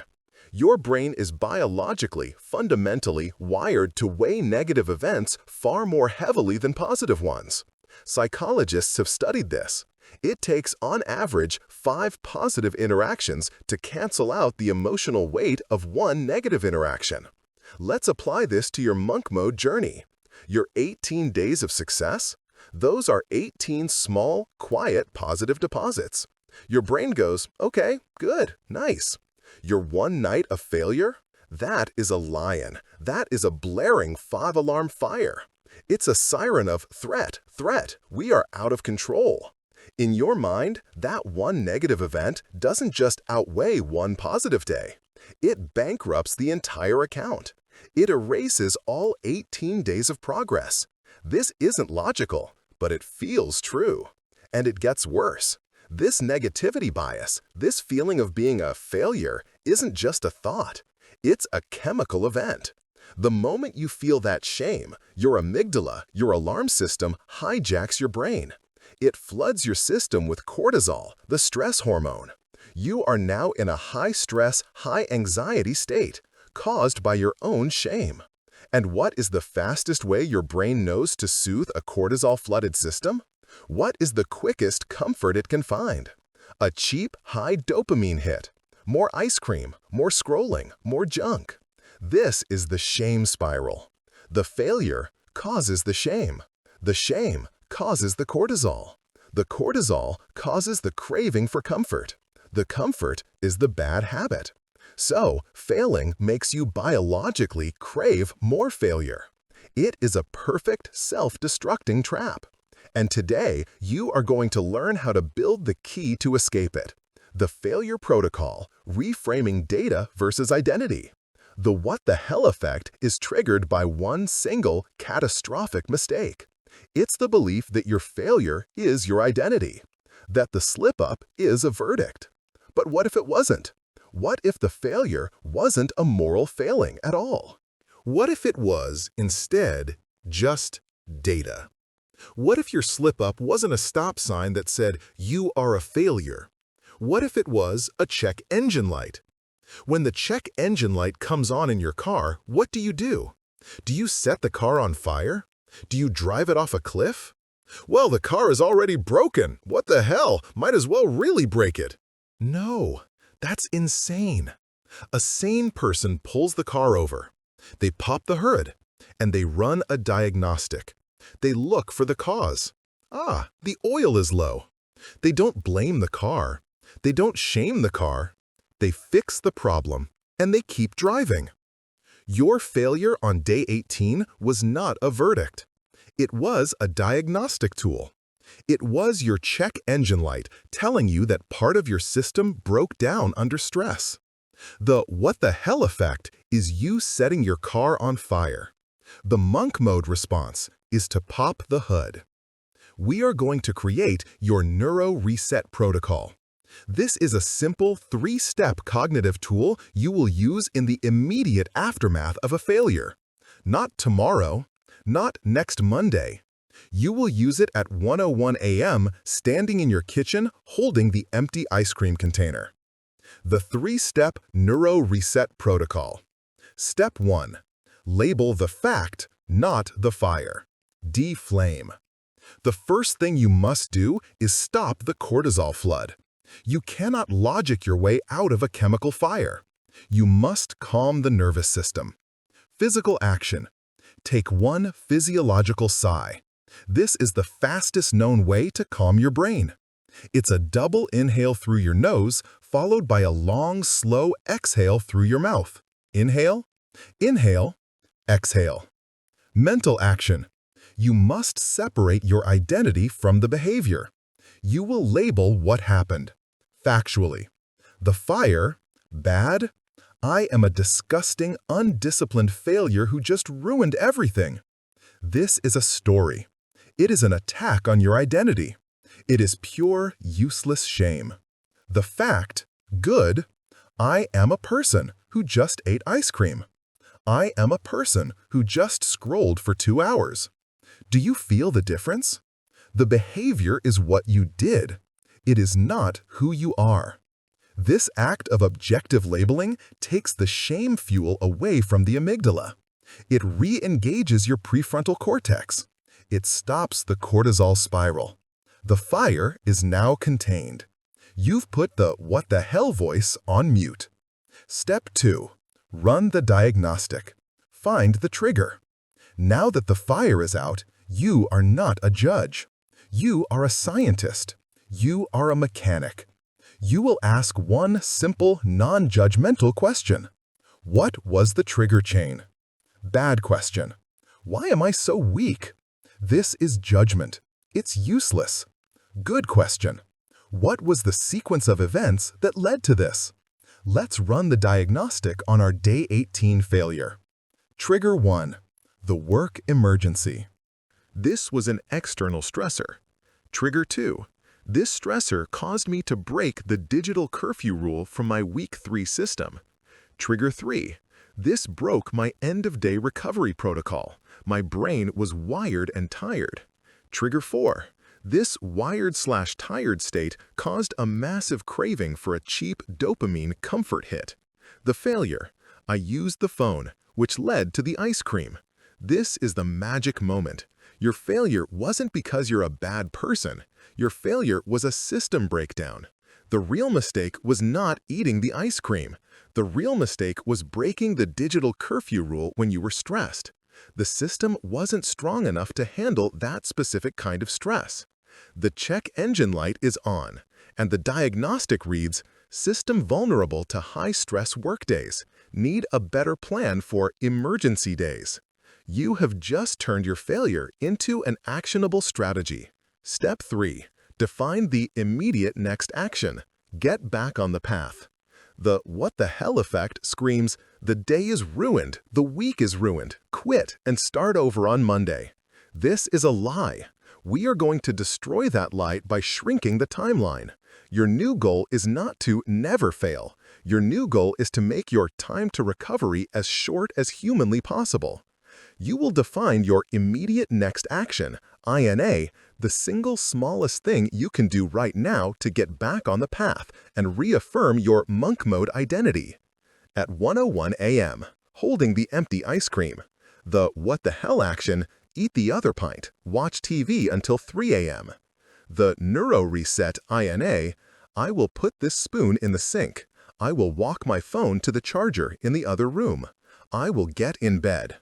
The next morning, the "what the hell" voice, you're a fake, don't even bother meditating, you're too tired anyway. The neuro reset INA, I will sit and I will do my 10-minute meditation. Even if I'm tired, even if it's a bad meditation, I will not break the chain twice. And with that one action, that 10-minute meditation, you have won. You have proven that one slip-up does not break the system. You have proven that your identity is not failure.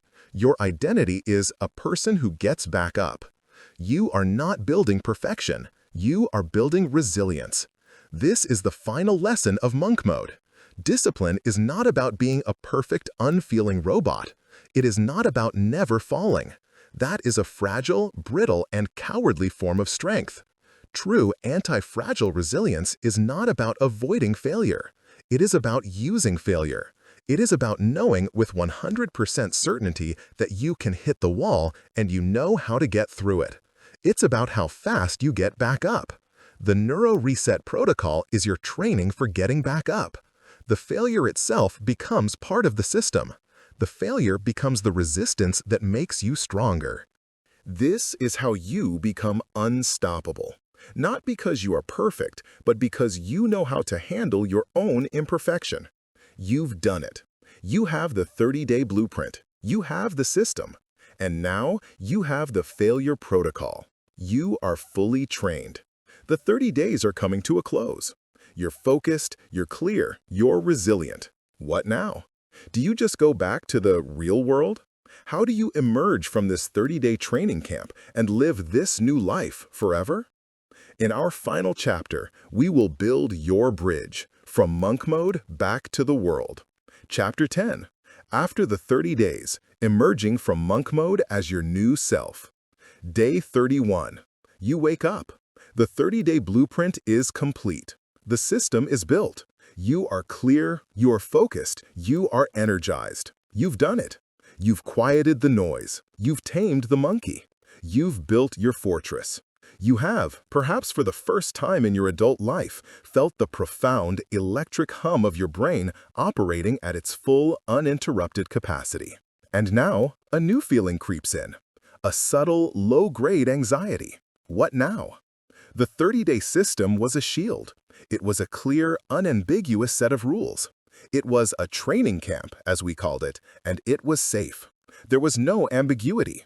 But now, the camp is over. The real world is calling. The world of birthday parties and spontaneous social invitations. The world of sick kids and surprise deadlines and family obligations. The world that doesn't care about your digital curfew or your singularity sessions. A quiet voice in your head starts to whisper, "Do I have to go back? Do I have to return to the chaos? How do I integrate this into that without losing everything I've just built?" You are afraid. You're afraid that the moment you step one foot outside the perfect, sterile environment of monk mode, the entire structure will collapse. You're afraid that all your new hard-won habits are a fragile house of cards. This is the re-entry problem, and it is the final, most important test of your transformation. You are standing at a crossroads. You believe you have two choices. You can become a permanent monk, a hermit who rejects the real world in favor of perfect, isolated discipline. You can surrender. Let the real world flood back in. Watch your new habits crumble and return to the distracted, foggy old normal, concluding that monk mode was just a nice vacation. Both of these paths are a failure. Both are based on the same destructive all-or-nothing lie that we defeated in Chapter 9. There is a third path. The real path, the path of the master. You didn't just change your habits, you changed your brain. Before we can build your third path, you must first understand on a biological level what you have just accomplished. You did not just get through 30 days of a challenge. You have physically rewired your own brain. Let's talk about neuroplasticity one last time. On day 1, your brain was a dense, overgrown, dark jungle.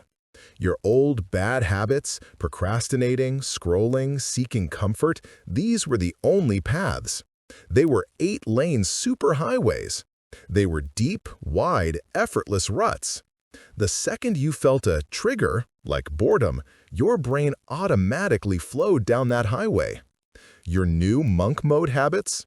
On day 1, they were impossible. They didn't even exist. To do your 10-minute meditation was like hacking at the dense jungle with a machete for 1 foot of progress. It was brutal, conscious, high-energy effort. Now, on day 31, what does your brain look like? For 30 consecutive days, you have walked the same new path. You hacked your 10-minute meditation path. You hacked your 30-minute movement path. You hacked your 90-minute singularity session path. And with every rep, with every day, those paths got a little clearer, a little wider, a little smoother. Your meditation path is no longer a jungle, it's a trail. Your singularity session path is no longer a trail, it's a road. Simultaneously, those old 8-lane scrolling highways, they've been abandoned. Weeds are starting to grow over them. They are less accessible. They are less automatic. You have physically changed the landscape of your brain. You have strengthened the neural pathways to your prefrontal cortex. It is stronger. You have calmed the synaptic connections to your amygdala. It is quieter. You have resensitized your dopamine receptors. They are healthier. This is not a feeling. This is physiology. The brain you have today is not the brain you started with. But here is the critical final lesson. Those new trails, they require maintenance. The jungle always wants to grow back. Your brain, in its endless quest for homeostasis and energy conservation, will always prefer a wide, familiar road to a new, narrow one. The old you is not gone. It is just dormant. The goal of re-entry is not to pretend the jungle doesn't exist. The goal is to create a sustainable maintenance plan for the new trails you've built. The goal was not perfection. The goal was control. This is the central shift in your identity. Monk mode was not a 30-day prison sentence that you have now survived. It was a 30-day training camp that you have now graduated. What is the point of a training camp? You don't go to boot camp to learn how to live at boot camp forever. You go to boot camp to reforge yourself, to break your old civilian self and build a new, disciplined, resilient, and capable soldier. You go to learn how to be a soldier so you can operate as one in the real world. You did not just complete a challenge. You built a system. You forged an identity. You learned that you can. The real prize of these 30 days is not the streak. It's the knowledge that you can, at any time, choose to be focused. It's the experience of what clean energy and a clear mind feels like. It's the blueprint of the Failure Protocol, Chapter 9, that gives you the confidence to know that you can never be truly broken again. You are no longer a person who hopes to be disciplined. You are a disciplined person who is now choosing how to integrate that discipline back into a rich, complex, and meaningful life. You are not a victim of the real world. You are an architect. And now you will architect your new life. Titration. Building your sustainable monk mode. You are not going to live in hardcore 30-day challenge mode for the rest of your life. That is not sustainable. It is not human. You are going to titrate your discipline. Titration is a chemical term. It means slowly adding one solution to another to achieve a perfect, stable balance. You are not dumping your monk mode into your real life. You are titrating it, carefully, intentionally. You must now choose your sustainable system. What will your maintenance plan be for your new neural pathways? Here are 3 proven models. You must choose one and commit to it. Model 1. The monk mode morning. The daily warrior. The philosophy. This is the most popular and perhaps most powerful model. The monk mode rules are sacred and unbreakable for the first part of the day. The system. From the moment you wake up, e.g. 5 a.m., until the world begins, e.g. 9 a.m. or 12 p.m., you are in full monk mode. You always wake up at the same time. You always do your hydration and movement, physiology pillar. You always do your 10-minute stillness pillar. You always do one 90-minute singularity session. During this block, your phone is always in another room. Your fortress is absolute. The titration. After your block, you re-enter the world. You intentionally open your email. You intentionally engage with your family. You intentionally go to a social lunch. You are flexible. The power. You have won the day before 9 a.m. You have maintained every single new neural trail, movement, stillness, focus, before the chaos of the world ever had a chance to stop you. You've eaten the frog. The rest of your day, you can operate with calm, flexible confidence, because you know you have already done your most important work. Model 2.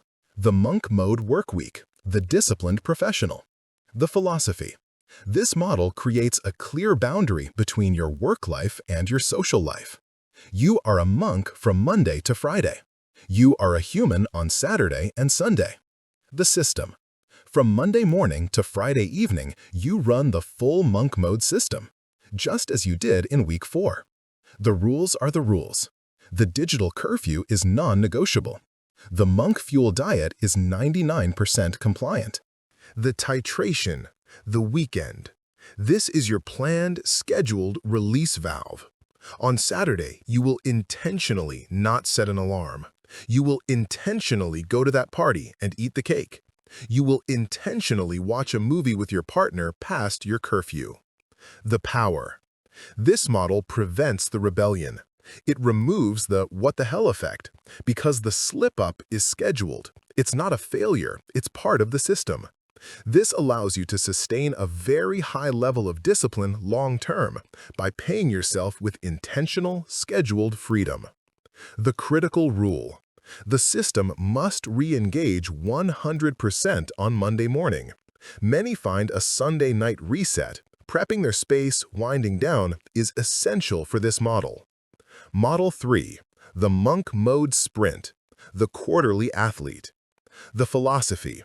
This model is for those whose lives are more chaotic, creative, or unpredictable. Instead of a daily or weekly discipline, you live a balanced life, punctuated by intense, periodic sprints of full immersion. The system. You live your normal life at about 80%. You try to meditate, you try to eat well. You're not a mess, but you're not a monk. The titration. You schedule your monk modes. You put them on your calendar like a non-negotiable work project. For one full month every quarter, e.g., all of January, all of April, you are 100% back in. You are running the full 30-day blueprint just as you did. The power. This is your biannual maintenance. This is how you resharpen the blade. You use these sprints to clear out the weeds that have inevitably grown back on your old highways. You repave your new trails. This gives you immense focused power to launch big projects, reset your health, and then return to your normal life with renewed vigor, knowing you can and will return to the training camp whenever you need to. You are the architect. You are in control. Look at these 3 models. Feel the power in them. This is not the fear of all or nothing. This is the confidence of intentional design. You are no longer a passenger in your own life, being pulled around by the dopamine-driven feedback loops of the world. You are the driver. You are the architect. You are graduating from this monk mode training camp with the blueprints. You have built the system. You have proven that it works. You have proven that you work. You know what your check engine lights feel like. You have the Neuro Reset Protocol, Chapter 9, to handle any failure. You don't need to fear the real world anymore. You don't need to fear the party on Friday. Go to the party. Be present. Because you have the self-trust, forged in the proof of these 30 days, that on Saturday morning, you will get up and you will do your 10-minute meditation. You will not let one intentional choice break your new identity. You have done the hardest thing a modern human can do. You have wrestled control of your own attention back from the forces that tried to steal it. You have proven that your why is stronger than your comfort.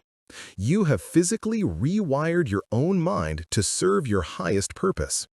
Monk mode is not a 30-day challenge you finished. Monk mode is a set of tools you have earned. It is a state you can now access at will. You are no longer the prisoner. You are the monk. You are the architect. You are the master of your own mind. Now go and build your